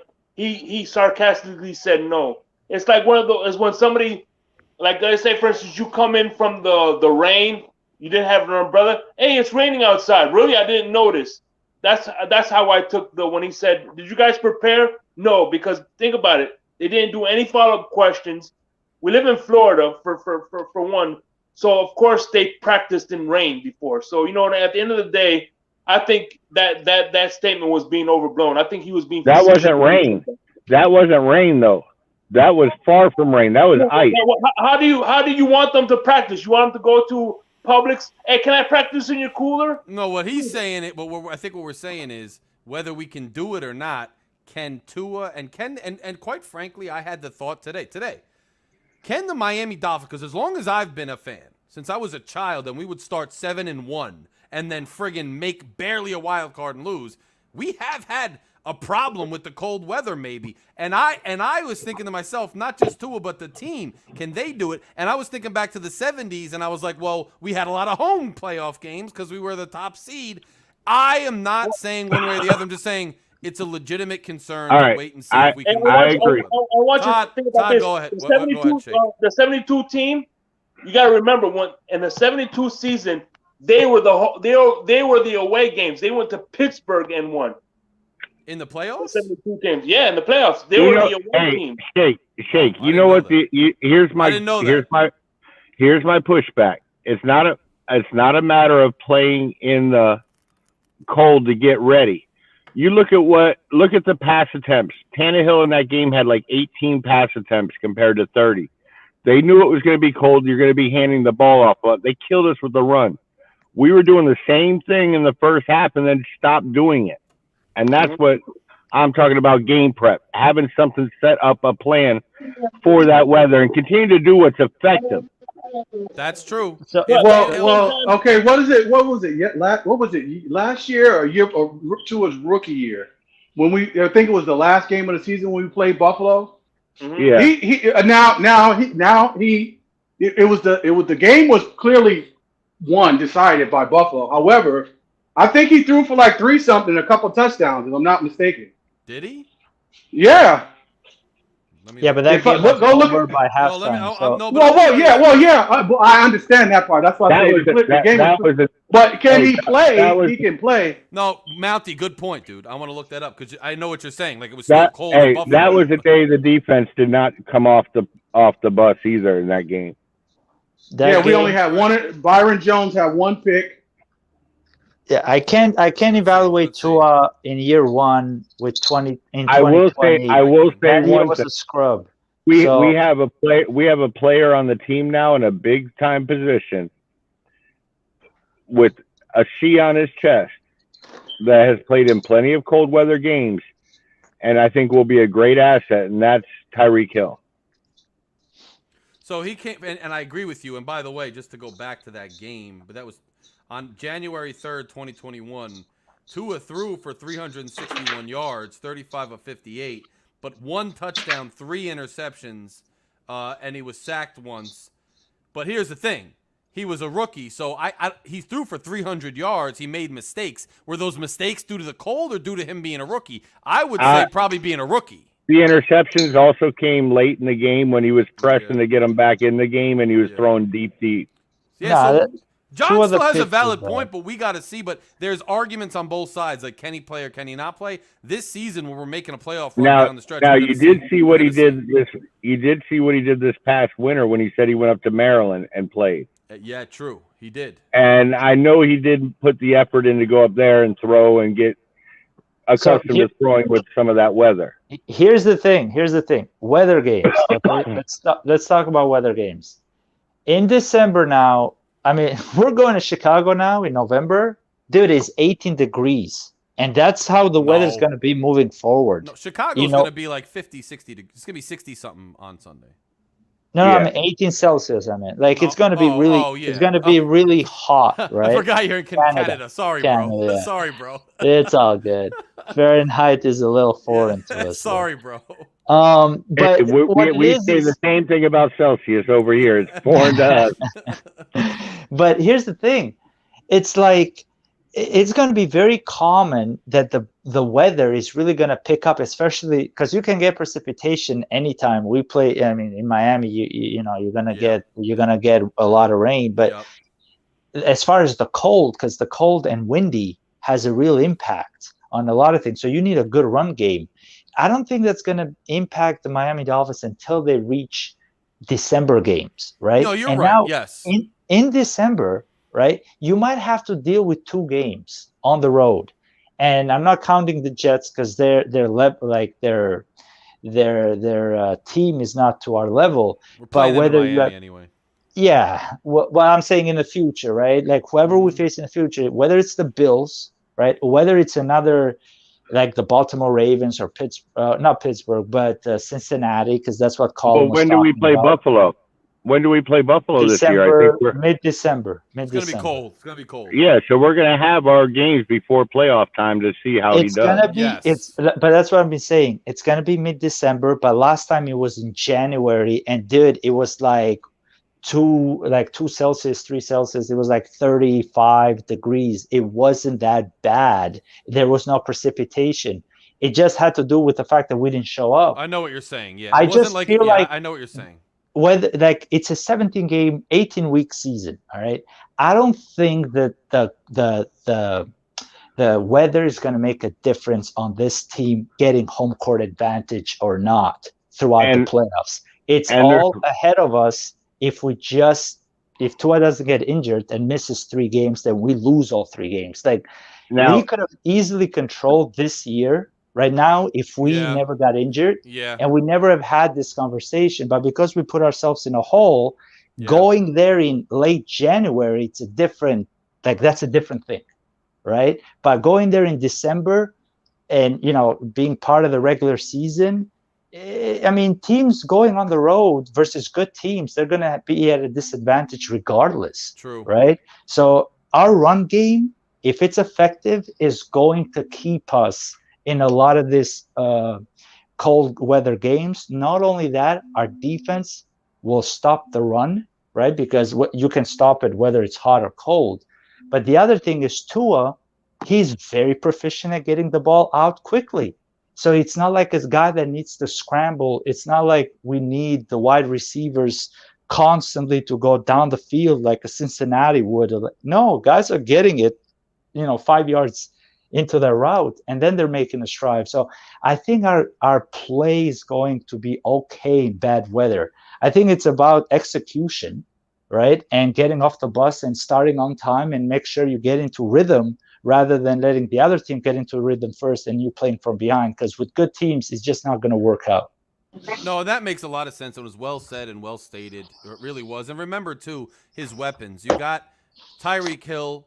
You got Mike Gesicki. Tyreek Hill played for Kansas City where it gets absolutely freezing towards playoff time, and he was good in the playoffs at that time.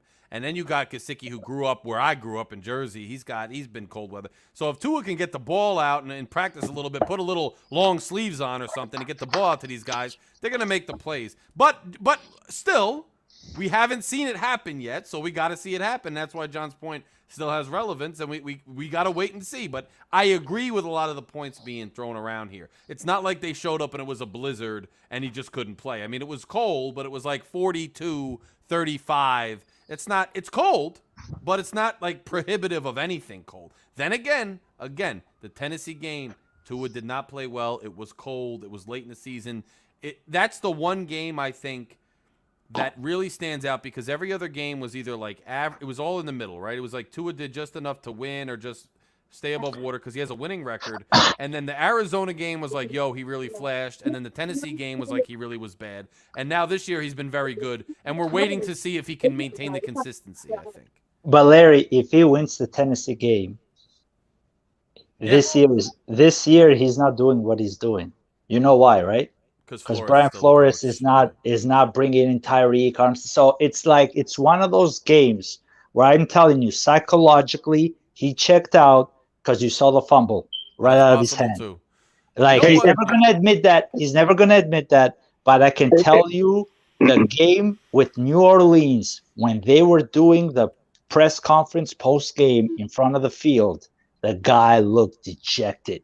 And I mean dejected. He just won the game. They're in the playoff race. And he's like, we make the playoffs. And all I can do is, he just wasn't pumped up at all. And that game, everything broke. And I'm telling you, he didn't want to hear it from Flores anymore. He's like, listen, you're making me throw this goddamn football and the weather is piss poor. Whatever, man. Remember Mac Hollins? He couldn't even throw a slant to Mac Hollins. He threw the ball for 15 yards and missed Mac Hollins by 10 yards. I know. It was pathetic. And Joseph in the chat says we beat Dallas in the snow game. And Joe, I'm just saying, I remember that too. When I was going through this today, I was thinking about Legendary. that. I was like, no, the Dolphins can win in the snow. The Dolphins can win in the cold. Like, this is all nonsense. That was 1993, I think, wasn't it? Yeah. 1993 Thanksgiving. Yeah. Week 17, it was rainy and we beat the Jets. Remember that we got in the playoffs with Brett Favre and. I was at that game. Oh man, Ted Ginn. You know what? You're right. The cold weather Miami Dolphins is definitely not true. Cold weather Tua, we got to see. But there is some. So here's my thing that I'll say about the flow thing, and then I'll give it to John because he wants to respond to you, RD.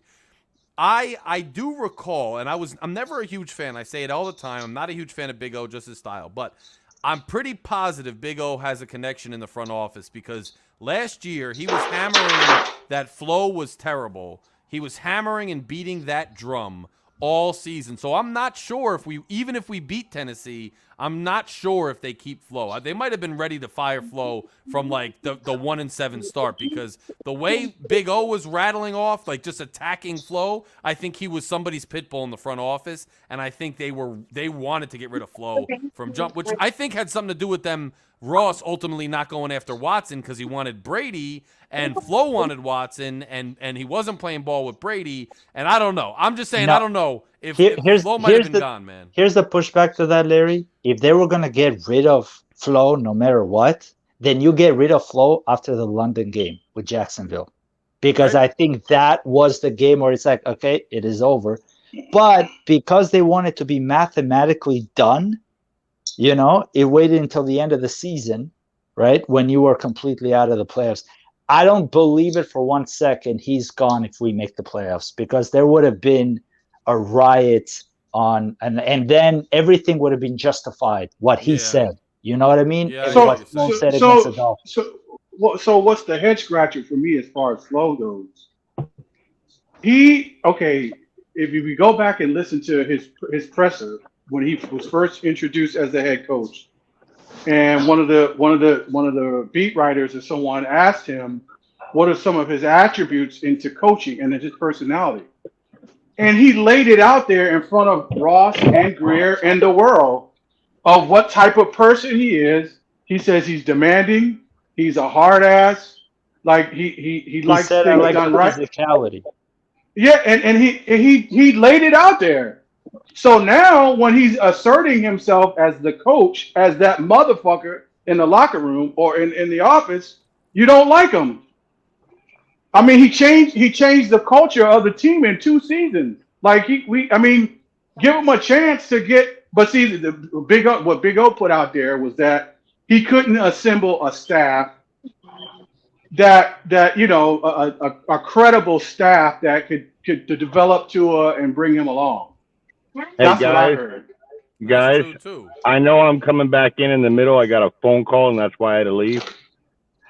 But I wanted to add one more thing to the cold weather Tua before I left, because of the phone call and I couldn't hear y'all.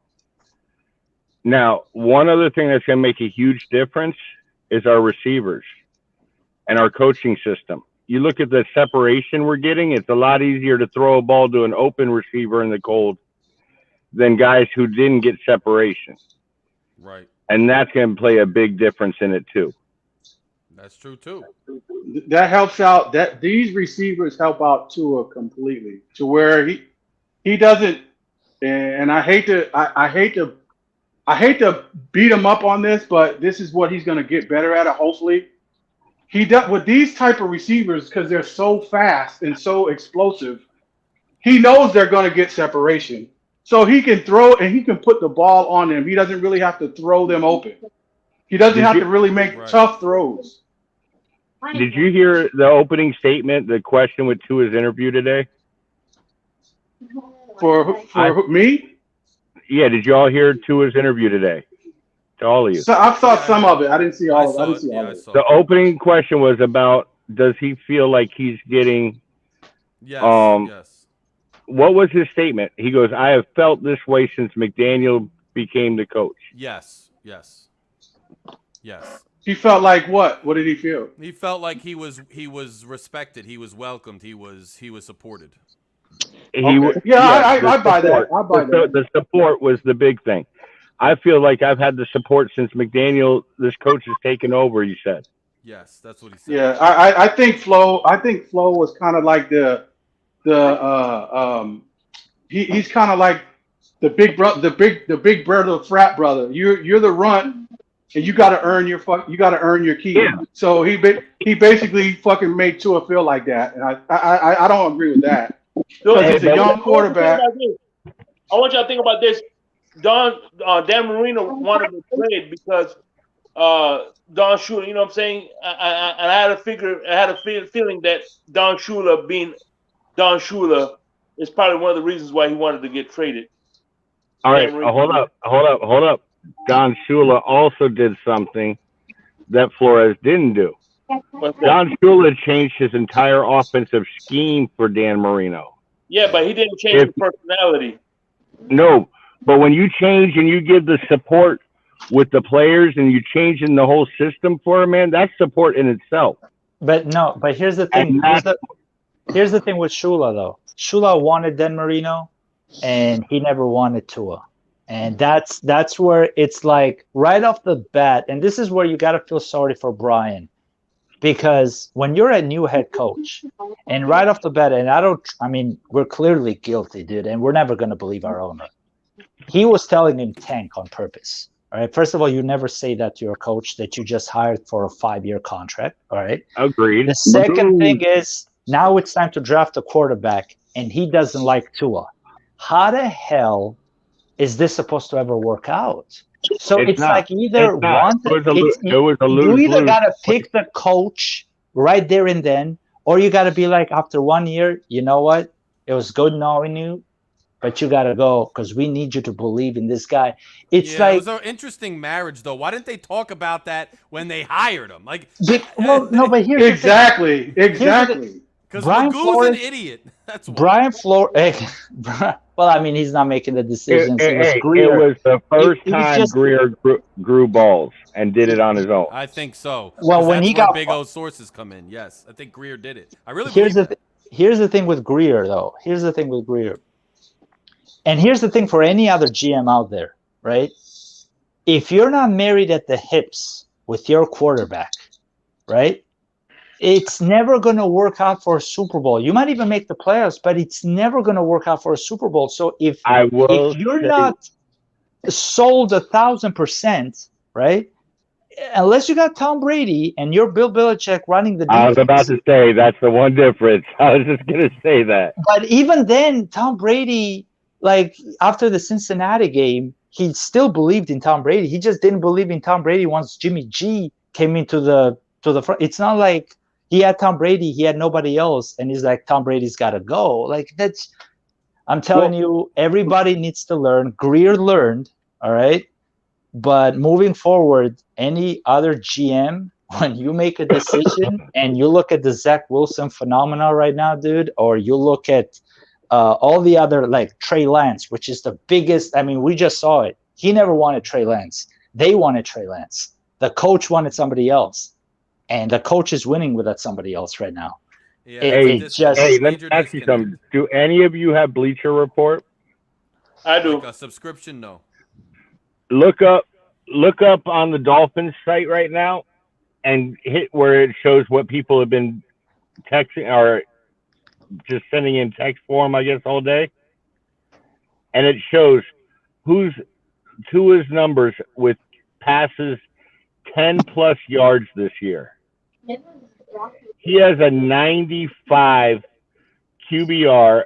Well, I forget. Oh, no, it's a 95 rating, quarterback rating. The QBR is a 135 on passes over 10 yards this year. Well, that was one of the things. That was one of the reasons when we drafted Tua, we were really excited because he's going to make deep throws because he did it with Alabama all the time. Or by deep throws, I mean 10 yards, 15 yards with accuracy, right? Right. He did it all the time. We just never had the personnel or the vision. It just, I'm telling you, the first 2 years, just write him off because you cannot bring a quarterback. He is not a 50-50 thrower, and that's what Devontae Parker as our number one was. Right. Agreed. Yeah, and guys, our first 2 years of Tua, the team honestly wasn't very good. We were in the rebuilding stage. I mean, we were in the process of building a team. Now, where I'm actually going to push back a little bit on you guys about the whole Brian Flores, and I heard Mountie Finn say it. Brian Flores came in, and he changed this franchise. He changed the thought process of our players. He got rid of a lot of dead weight. And sometimes you got to be a real a-hole to do that. And you got to be super demanding of your team. And you got to require things. Now, I grew up as a coach's. I would play sports, and my dad was always a coach. My dad would be harder on me than any of the other players because I was the one that has to get the example set, right? Well, Tua is the leader of the team. He's the quarterback. The coach obviously is going to be hard on that guy. Now, it's unfortunate Tua didn't respond well to it. He didn't. It wasn't a good fit. He works much better under McDaniels, but I also think that could be a character flaw on Tua's part as well. No, I mean, hey, hold up. I'll push back on that one. okay. His dad has been the toughest person on him. Next to that has been Nick Saban, and you know how Nick Saban is. Well, I want to push back on Flores. Well, listen, and then you heard what Tua said today in the press conference about how McDaniel's too positive, and he's still hard on himself behind McDaniel's back. So McDaniel's nothing like his father or Saban then. Right. Yeah. So And he goes, here's but here's the thing: if he's still being hard on himself, he's had Nick Saban. Flores must have really done some stuff to piss him off behind scenes, because if you can deal with those guys being hard asses on you and you can't do it with Flores, there's an issue there. There's a real bad. He's even saying he needs negativity. So that's a good point, bro. That's a good point, Todd. He needs negativity. And I'm gonna tell you, and I'm gonna tell you this. This is one of the stark differences between Flores and McDaniel, and this is a fact. Under Flores' regime, we were one of the least penalized teams in the league. Like the discipline, he's one of the most demanding and disciplined coaches I've ever demanded discipline, offense and defense. He didn't play that shit. here's the so Let me here's ask the you thing. Shake, one thing. Go ahead, Shake. Number one, of course, his dad was hard on him, but what's he gonna do? Change dads? So at the end of the day, he stuck with his dad. And number two, Saban isn't the LSU Saban. Saban has toned down a lot because of transfer portals. So he can't be that same hard ass that he was, because at the end of the day, if he was that same hard ass in LSU or in Miami, when he came to Miami, kids are going to be transferring out of Alabama left and right. So at the end of the day, the Saban that Tua has is a lot more toned than when he was at LSU and the other schools that he was at that made his name. Hey Shake, you remember when Nick Saban made Manny Wright cry at the practice field? Yeah. He chewed his fucking ass. Here's the biggest pitfall, though, that Brian Flores has. Okay, and he alluded to that a little bit on his last post conference interview that he had with the Dolphins when the season finished. This man could not back up, right, his coaching philosophy on offense. So those struggles were real. He was constantly changing personnel. He didn't have a line. He brought in a lot of free agents that were his picks, not Grier. He told Grier, I want this, I want this, I want that. And he would cut bait on those guys within 1 year. And it got to the point where, hold on, my friend, we're trying to create here, right, an atmosphere and a environment where we're able to take steps, incremental steps year after year, and we are feeling like we can't even get off the ground right now on offense. I understand defensively, you changed everything around. You did a great job around that. But again, it's like we're competing to be elite and win a Super Bowl. We're not competing just to show up on a Sunday and be good defensively. So what ended up happening with Brian Flores throughout the entire regime that he was there, start the season 0-7. Start the season 1-3. One second. Start the season 1-3. Start the season 1-7. 3 years he was there. You were out of the playoffs before the season even started, because that is what you were able to do all of off season. You never got the offense ready. So when you're Tua, you're like, listen, man, first of all, you don't believe in me. That's fine. But you're not backing it up, because we're out of the playoffs before the season even starts with an awful starts. And that's all on coaching. McDaniel started 3-0 with humongous wins. RD, I mean, we were not out of the playoffs. Granted, those starts were bad, and I don't want to sit here and defend Flores because I like McDaniels a lot better, okay? And I think the team is way better under this guy. But we were not kicked out of the playoffs within the first 7 games. In each of the last 2 years, we had a chance to win, and we're in. And in those instances, the entire team, well, I don't even want to put it on the defense because I feel like they show up for 3 quarters. Our offense has been the weak part, and our leader of the offense is our quarterback. We cannot separate the two. Granted, maybe they didn't work well together. We cannot separate and put all the blame on Flores and take away from Tua. This was a team. They came out, they dropped the ball, and we did not win. We did not make the playoffs, and changes happened. And it's for the better, frankly. But let's not sit here and excuse Tua. Putting all the pressure on one game every year, the last game of the season, right? Except for the 2019, in 2020 and 2019 and 2021, you would have to go 9-0 to make the playoffs. No one's going 9-0 to make the playoffs. So don't tell me 1-7. We weren't out. We were out of the playoffs at 1-7. To go 9-0, it's something that's never happened historically. So that's on Flores.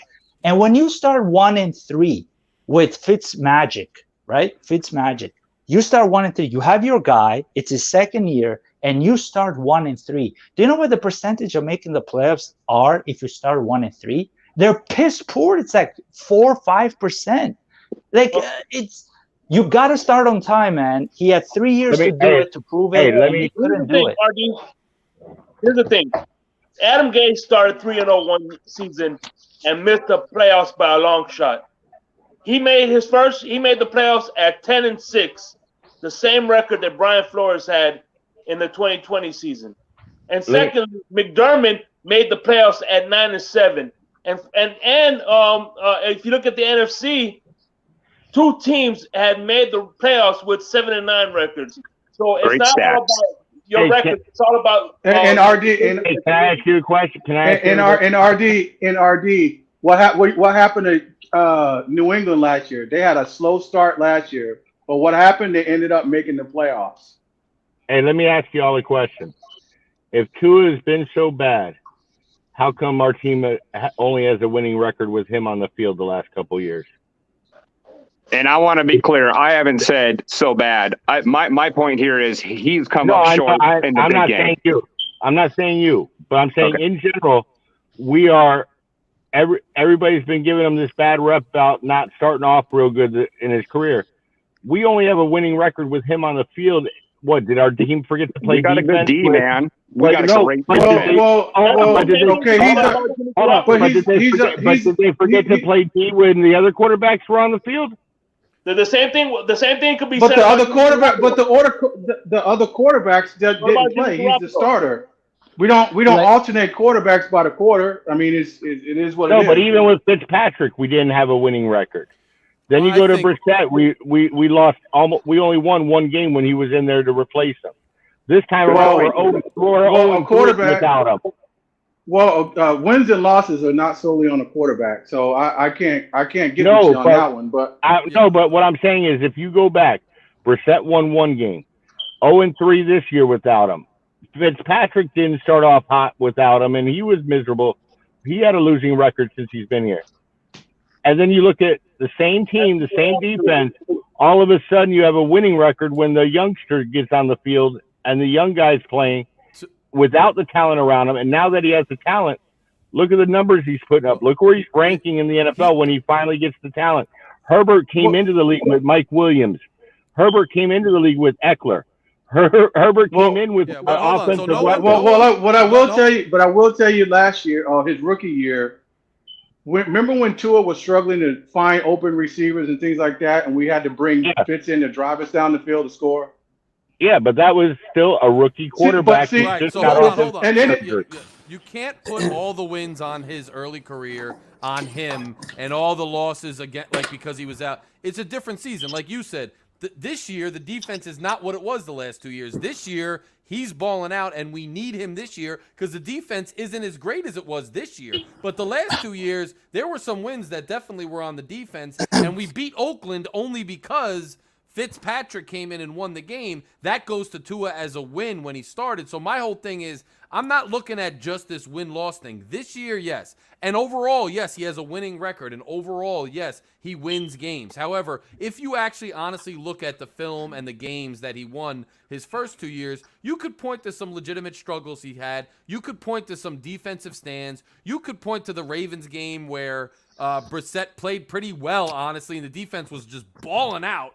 And then Tua came in and did okay. Like, I'm not going all on that whole thing. I think this year he's shown he could be the guy. He is the guy. He's looking like a superstar this year. I'm Agreed. not saying that the last 2 years, like, oh, he wins all the, like, this year alone is what I'm going on to say this kid is a star. And early on, he's young. I'm not saying he sucks. He's just young early on. Just to go back, because we got off topic, we were talking about Brian Flores because we turned into Tua, but we were just talking about Brian Flores. And the thing about Brian Flores is he never put the O-line and he never put the running game in place. That's something that has nothing to do with the quarterback. That's something that's nothing have to do with being explosive. That's something that you need if you are a decent head coach. We right? traded Larry Tunsil. You know, Hold up. let's not forget what we did to this team when this guy first but took they over. also drafted. They also drafted Austin Jackson because This year's they the didn't wanna move payoff. up. This year's the payoff, guys, and McDaniel is cashing that check that Flores worked for. Okay, I'm not saying just Flores don't would have agree. done better. I don't want to go. See, here's the thing, John. Well, Again, McDaniels inherited a team that had good players, but McDaniels inherited a team that had flaws, and he has turned those holes, Tyreek, Armstead, and Chubb now. And I'm just telling you, based on his track record, because there was good players available in 2020 and 2021, whether it was in the drafts, whether it was in the free agency or via trade, he never bothered Brian Flores to even entertain overpaying for somebody premium dollars. He just nibbled on the corners, whether it was running backs that he wanted to get undrafted guys, whether it was offensive linemen. McDaniel. This is By the way, one thing I want to point out, as far as cashing in, just 1 second, cashing in on the time. Listen, look at this O-line. Only Robert Hunt belongs to that O-line that got drafted, signed, whatever, right? He's had like 20 O-linemen. What's his name? Brian Flores, and only Robert Hunt right now is playing in this O-line, and they look amazing because Tua has only been sacked 8 times the whole season. So and the running game, it's finally there. I'm telling you, Brian Flores had a salary cap that was unmanageable. Okay, we had almost no draft picks.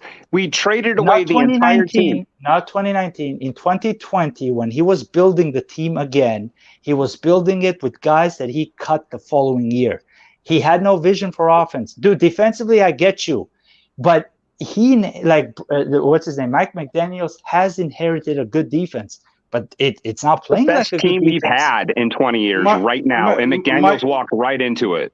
Hey guys, McDaniels had a hand in building it too. Mike McDaniel with the GMs. He had a hand. Guys, look, he had to. I just want to say y'all have a good night. I've got to get out of here. All right, brother. All right, have a good one. Be safe, my brother. Tyreek Hill even said on his presser that Mike McDaniels, he designs his offense, he schemes his offense around Tua in a sense, because and this is Tyreek Hill's words. He said, "Look, he designs plays that helps Tua make his reads better and get the ball out." See, Tua, the system and personnel help him a lot because he gets the ball out quick. He makes the line look better than it is, and Tyreek Hill. And that was the whole MO from the beginning. Get a bunch of playmakers around Tua so where he doesn't really have to make a lot of big throws. But I don't even think I think it's partly that, and I think McDaniel. Look at the guys. Look at Mostert. That's his guy. That's who he coached before. They bring in Armstead to shore up the thing. Look at Wilson now coming in. Look at these guys, and the way he was joking, like, oh, I wanted Chubb for a while now. Like, McDaniel and Flores had hands in who they brought in free agency too, and Flores struck out a lot, and McDaniels has hit on a lot of them.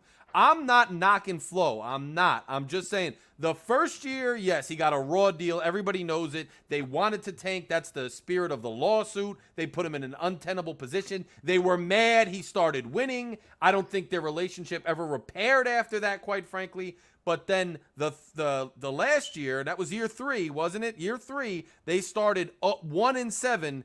That was a lot. Flo's got to take some of that blame. They weren't a great team, but they weren't a 1-7 team as they showed the second half of the year. Flo's got to own that to an extent because the offense was a mess. 2 offensive coordinators that didn't even know who were calling plays. The quarterback's coach was calling the plays. They had no organization. He struck out on a lot of free agents. I'm not saying he sucks. I'm not saying there's no merit to his lawsuit because I think there is merit to his lawsuit. I think they did screw him over, but he did, it wasn't like this is his team and McDaniels is just catching it. This is Grier's team, and McDaniels made a couple nice little chess moves that worked where Flo failed. That's an interesting way to put it. This is Grier's team.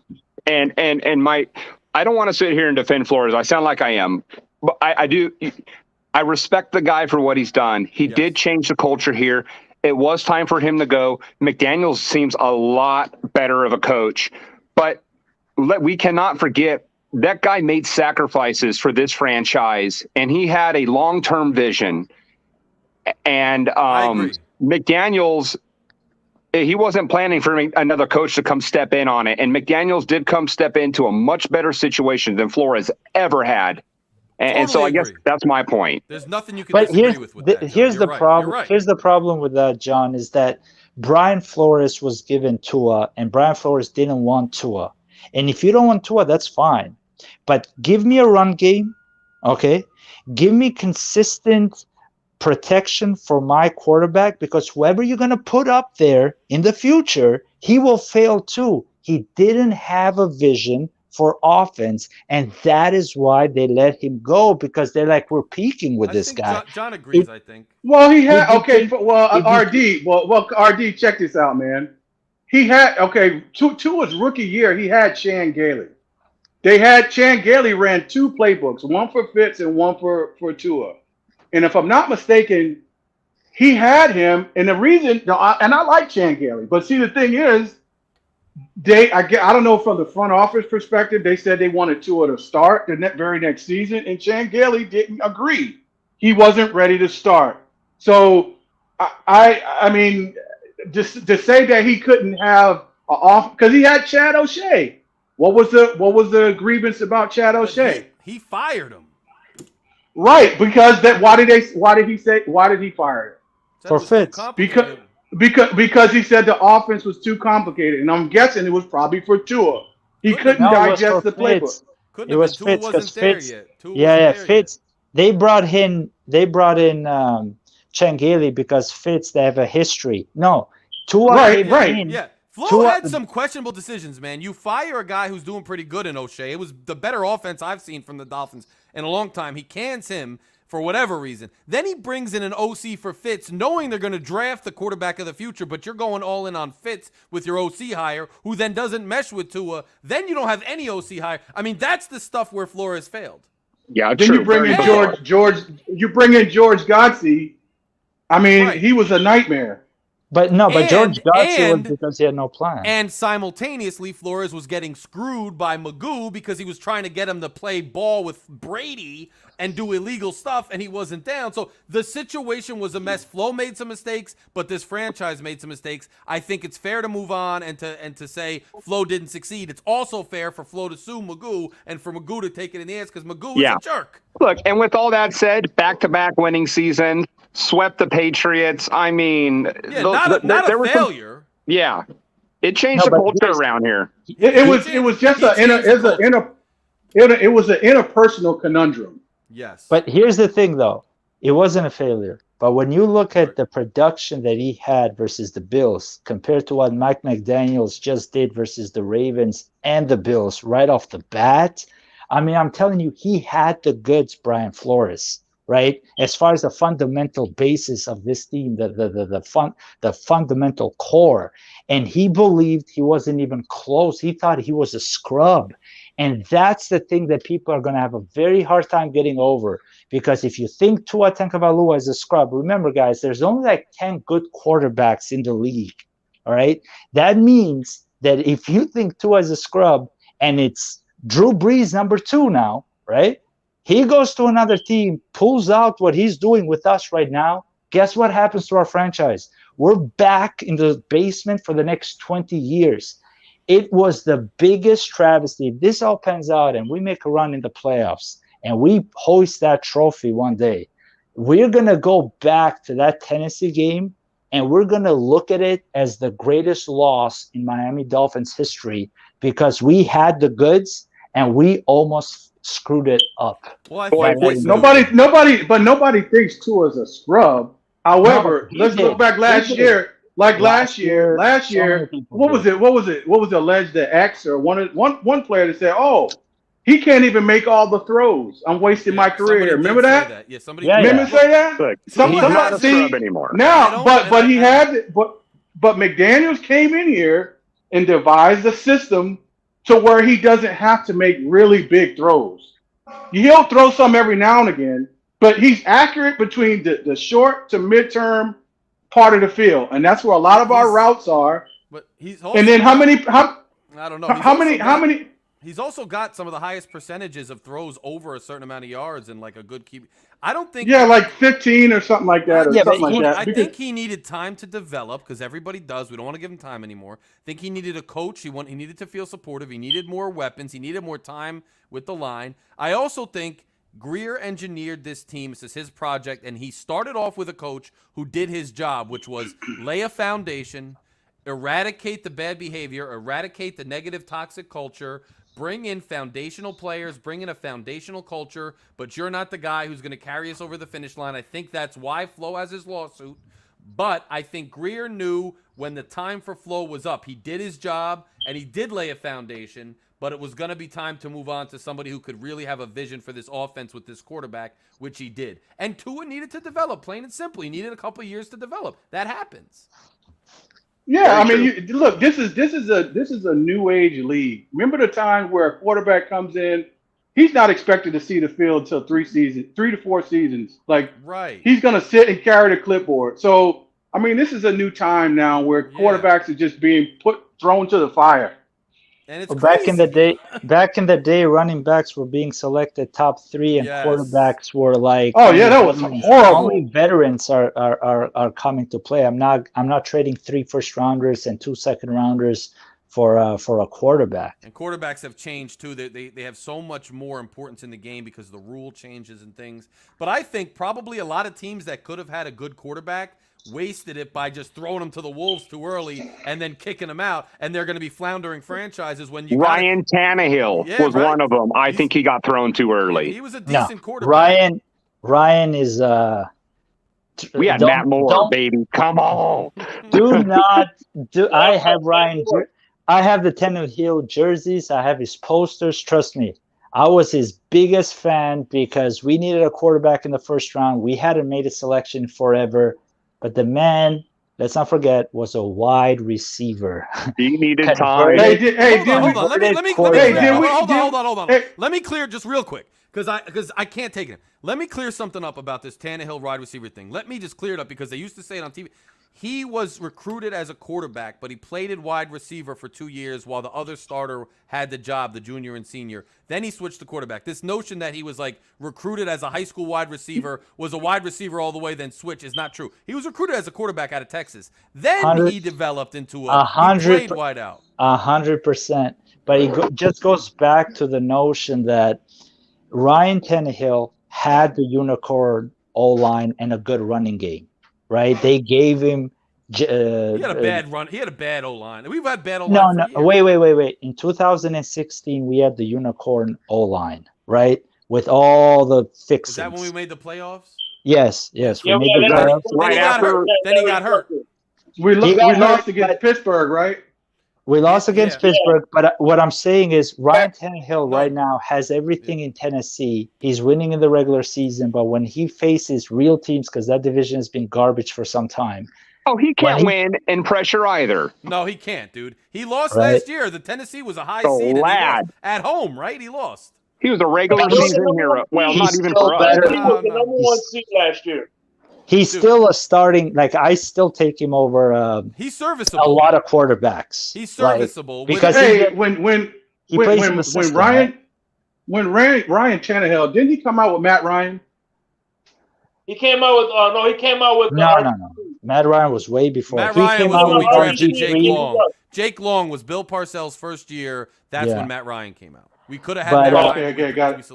Did I was Yeah. never high on Matt Ryan ever in my life. Came out I with think Andrew he Luck. lost them the Super Bowl, and I think he's always been overpaid. What? He's RD, really? Wait, always what? been overpaid. You said Matt Ryan lost in the Super Bowl? He Now, lost in the Super Bowl. Yes. No way. Just like You're Russell talking about was- talking Russell about is worse. Russell is worse than Matt Ryan. No, that was talking the about defense. no, Larry. No, you talk about referee manipulation. First Oh, of all, come on. the- Dude, Atlanta they was had the game Atlanta and was he gets bust- sacked. Atlanta was kicking their fucking ass the whole first half. All of a sudden, the second half, here comes the laundry. Because This they is had- bullshit. But Atlanta let go of No. the gas early on, man. They did. I give you that. And Listen, that was They stopped running the football. Yeah, the Who was first the offensive touchdown that coordinator? the One Pats second. scored, I was like, they think the game's over, Atlanta, and they're going to lose this game. Who And was that's the what they did. offensive coordinator on that game? Kyle Shanahan. So, Damn, so that's when a you have memorable Kyle, Super one Bowl second. right there. When We you all have know that Kyle one. Shanahan, when you have Kyle Shanahan as your offensive coordinator, don't tell me that you don't have the biggest cheat code with you. All right. Once Kyle Shanahan left, his career went to the shitter, year after year after year. Meanwhile, he still got paid $350 million in his career. The year he had Kyle Shanahan, he won the MVP, got to the Super Bowl, 28-3, just like Jimmy G, had a big lead. He's not good. He's not good. Well, the That's problem, say that about- you can say that about a part of it, they went away from what was working for them, the running game. They went away from the running game, and then the fucking refs Yeah, they went to Matt Ryan. and then they start throwing all the laundry. All of a sudden, they were playing great defense. The Dude, first all half, they needed and now, was a field goal. All right, they but- were in all field right, goal, all right. and he took a sack. Even if Like it's I'm just the telling Super you. Bowl, we're talking about just the Super Bowl. I'm talking about the career. You're saying that he was good when he had a good OC, but let's be real. That can be said about literally anybody in human history that was successful. They stumbled upon something. that Tua worked was best for them. withoul without Right. anything, right? So No, that's he's not. successful with McDaniel, and at the end of the day, Belichick was successful with Brady. Brady was successful. Like, that's life. Like, any successful person, you ask them, like, when were you successful? He's like, honestly, I had this going for me and that, but then when I really fell into this particular profession or met this particular person, that was really the right fit for me, and it got me going. So we can't say just because Ryan had a good OC and then he succeeded that he's garbage because it was just a He's good not- situation for He's him. not garbage, but he's not garbage. But there is like 350 million doesn't justify what he has produced on his level. Like the way his career is finishing the last 5 years, that's who Matt Ryan is at his core.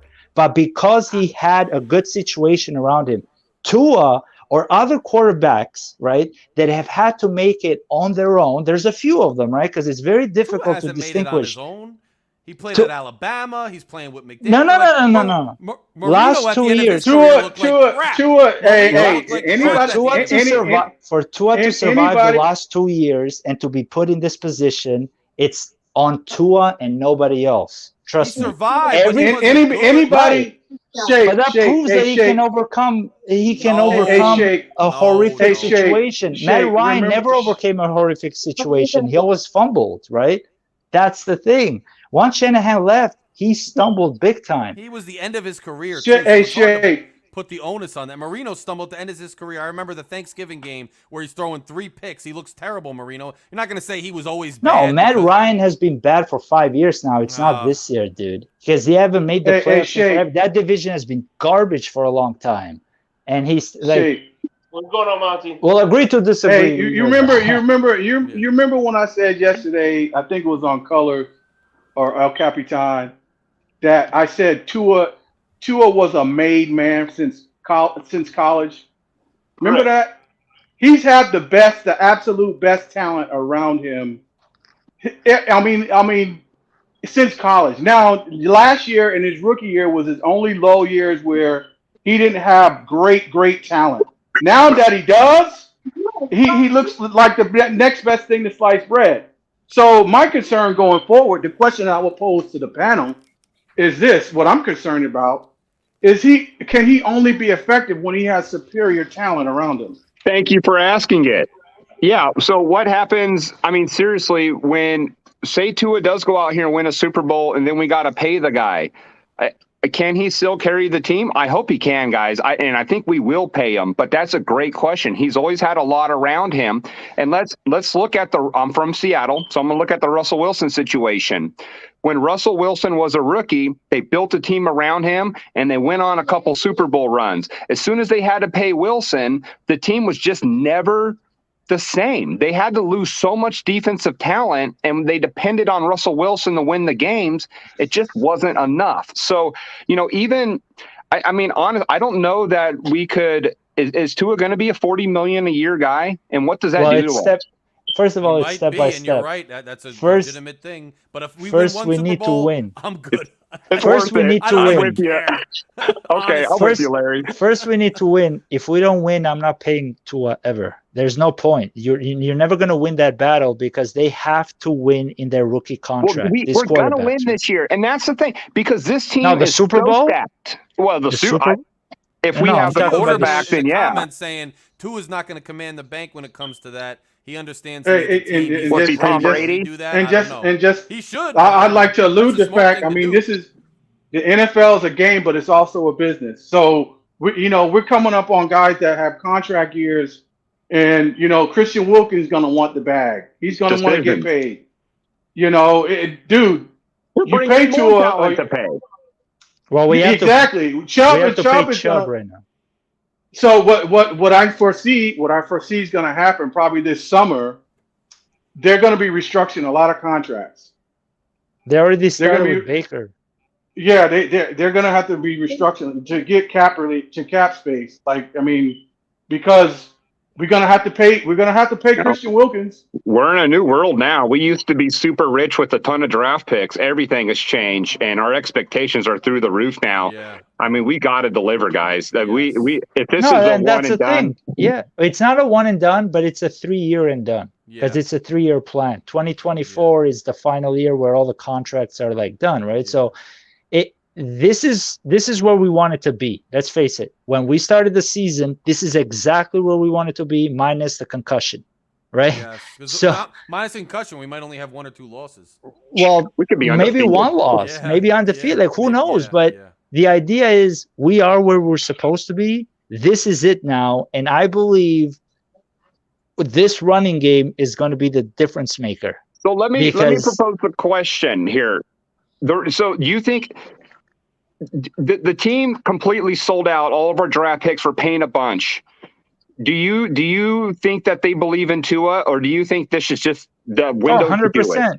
100%. I mean, McDaniels just came up and said, like I said, it's going to be a 3-year plan. They'll believe in Tua officially when they pay him, right? That's officially. But right now, their actions, their words have been consistent the entire time.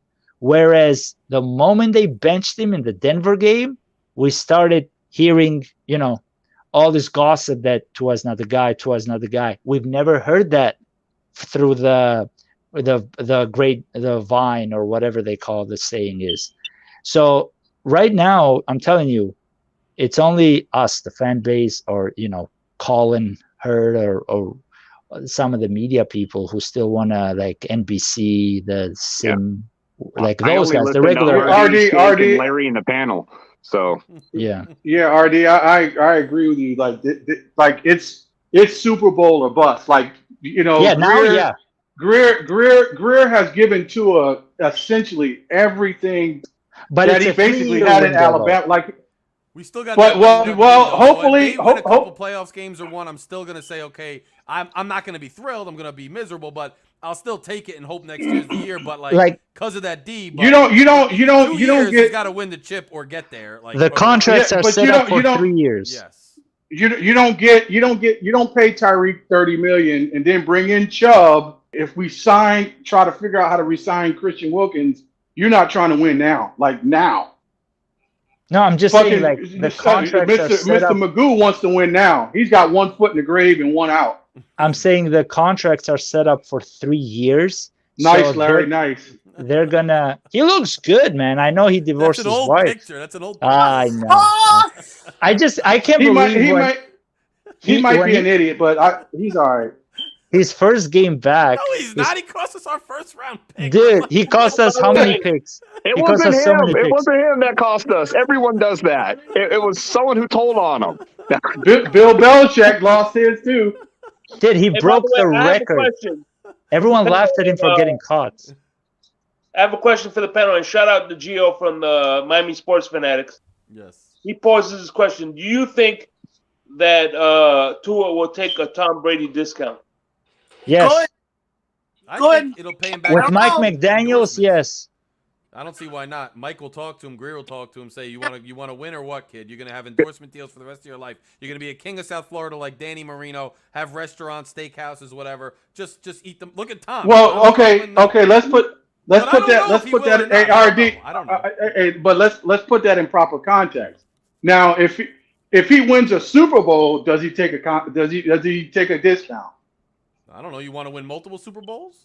Because I mean, based on how contracts are, if I'm not mistaken, Mr. Magoo, he can fucking whip out his checkbook and write to a fucking $40 million fucking signing bonus check, which brings his fucking salary cap number down. No, So but that's only momentarily, though. That you still have to pay it in cap space. Like, it's not like you can sign someone to a $300 million, give him a $200 million signing bonus, and the cap hit is only $100 million in the spend of that. There's some spend of that. mechanics to it that I don't know. You can sign someone to $300 million, give him $100 million signing bonus, but that $300 million is still the guaranteed portion is still gonna be spread out throughout this 5-year window or the 6-year window, whatever, and it's gonna hit your cap space. I'm at the belief But I thought your signing bonus does not count against your cap. No, it doesn't count against your cap hit that year. So I give you $50 million, and I can have a cap hit of $1 million. All right, but in year 2, in year 3, every single dollar of the guaranteed money has to be accounted for at some point, including the bonus. Including the bonus. I didn't know that. Thank you. Hey, Artie, thanks. Artie, thanks for the education. Yeah, that's no problem. So the idea, what ends up happening with a lot of these teams that just have all the signing bonuses, all the big contracts, they have a window, and that window is 1 year, 2 year, 3 year, whatever. After that, they got 2 years where they're just dog shit because they have dead cap. Dead money. Dead It's money. Not paying They're not the same spending shit. off. Yeah. The No matter what the they same do, shit that they money's hitting the did. cap. What's it? Fucking Atlanta's dealing with that very thing right now. Saints too. And the Jets are coming out of it, actually. We paid Dominic Sue for like 3 years after he was gone. We did. Maybe longer. That Do you was know one who's of in the the midst? Even if you're not worst paying contract. him, RD saying, even if you're not paying him, still Yeah. counts against the cap for 3 years, even though you already paid him his bonus the first Yeah. year. That makes sense. That's interesting. So is that what we're looking at if we cut Byron Jones?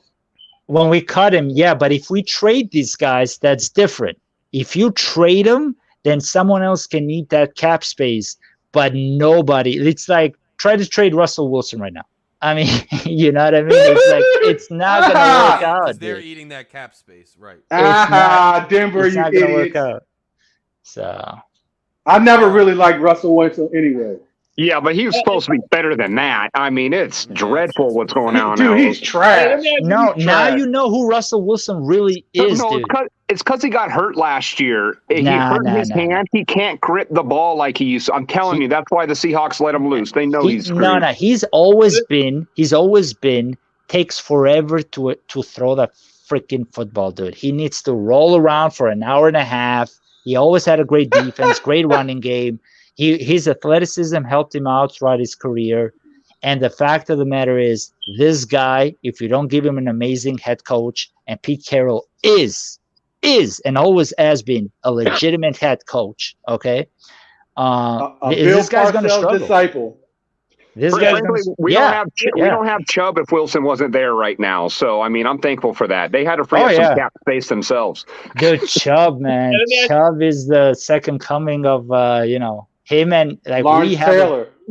Well, I wouldn't go that far, but Let me ask you this. Did anybody think in the beginning of the season that the Seattle would be the number one in their division? I was intrigued with Seattle because I truly believe they've done good around that team with all the picks and the signings, but I didn't believe that Geno Smith had anything left in him the way he has showed up. It makes you believe that some guys can be rejuvenated. He didn't write back. He didn't write back. Most people that do mock drafts had him in the top 5.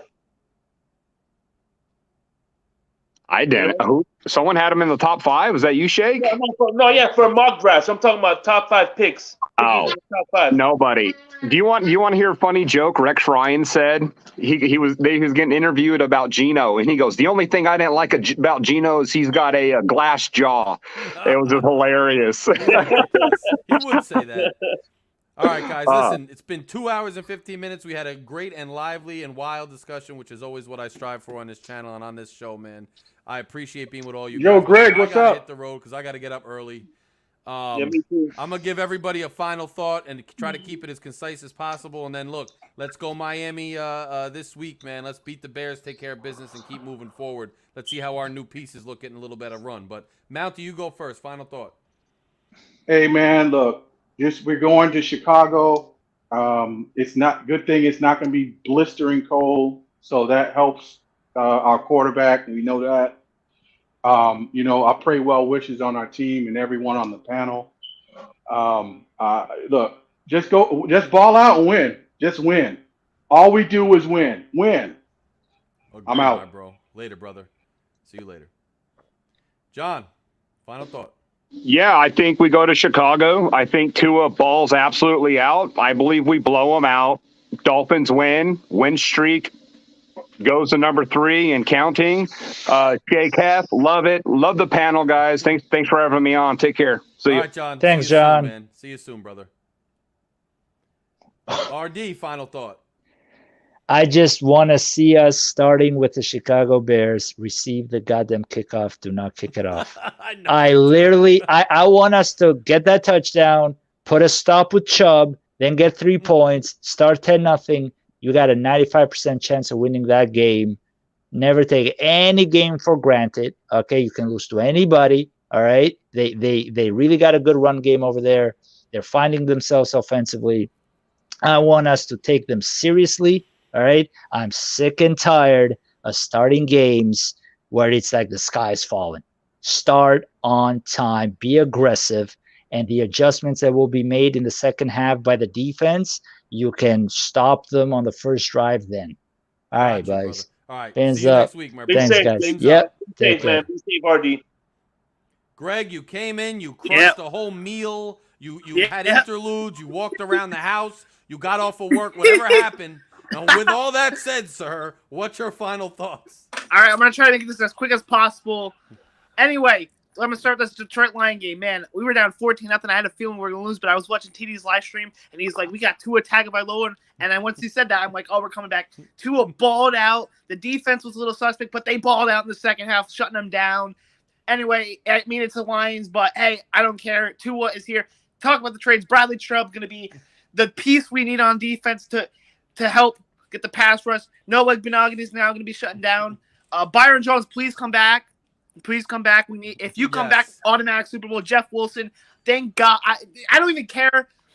I'm happy Chase Edmonds gone because he can't catch the ball to save his life. Jeff Wilson, welcome to the squad, bud, behind Raheem Mostert.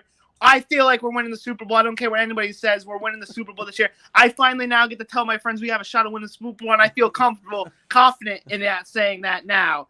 And while the Patriots are going to probably finish last in division, who knows? Chicago Bears.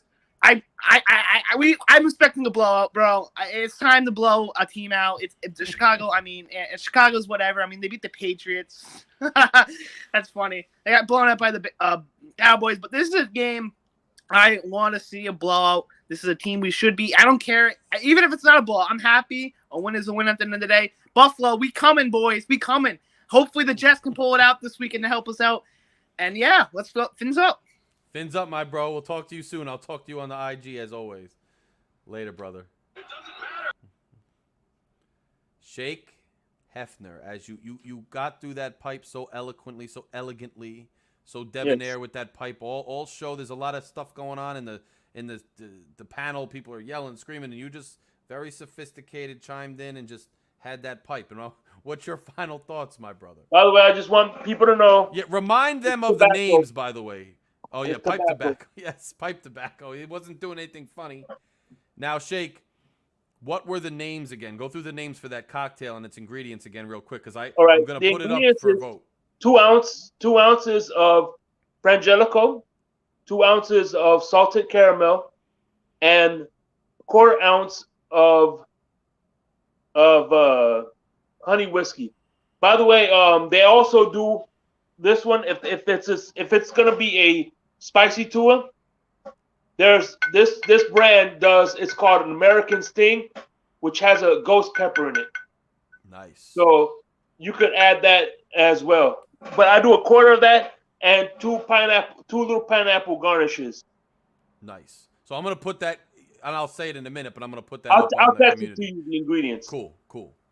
All right. If somebody wants to know the recipe, you know what I mean? Got you. If you text it to me right after the show, I'm gonna post it right after the show.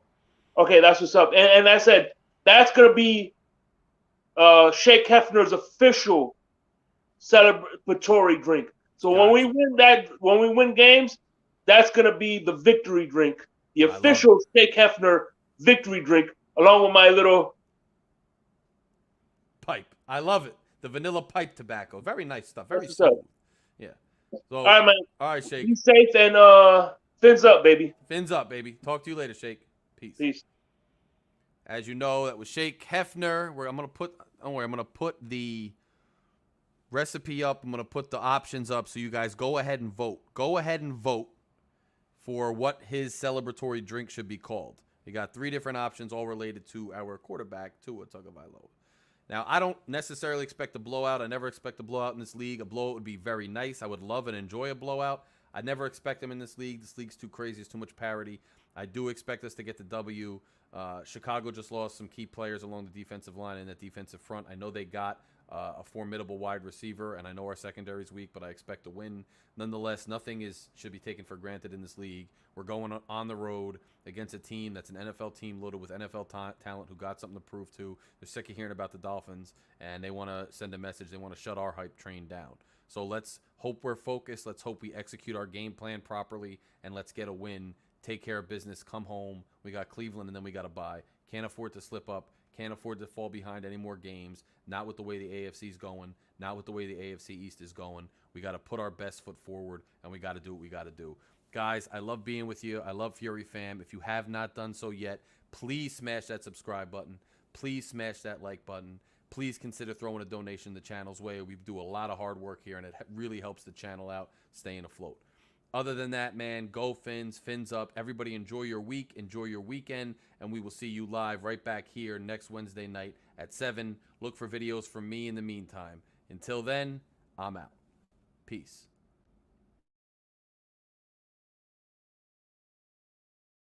I know you heard me on the radio. Flex.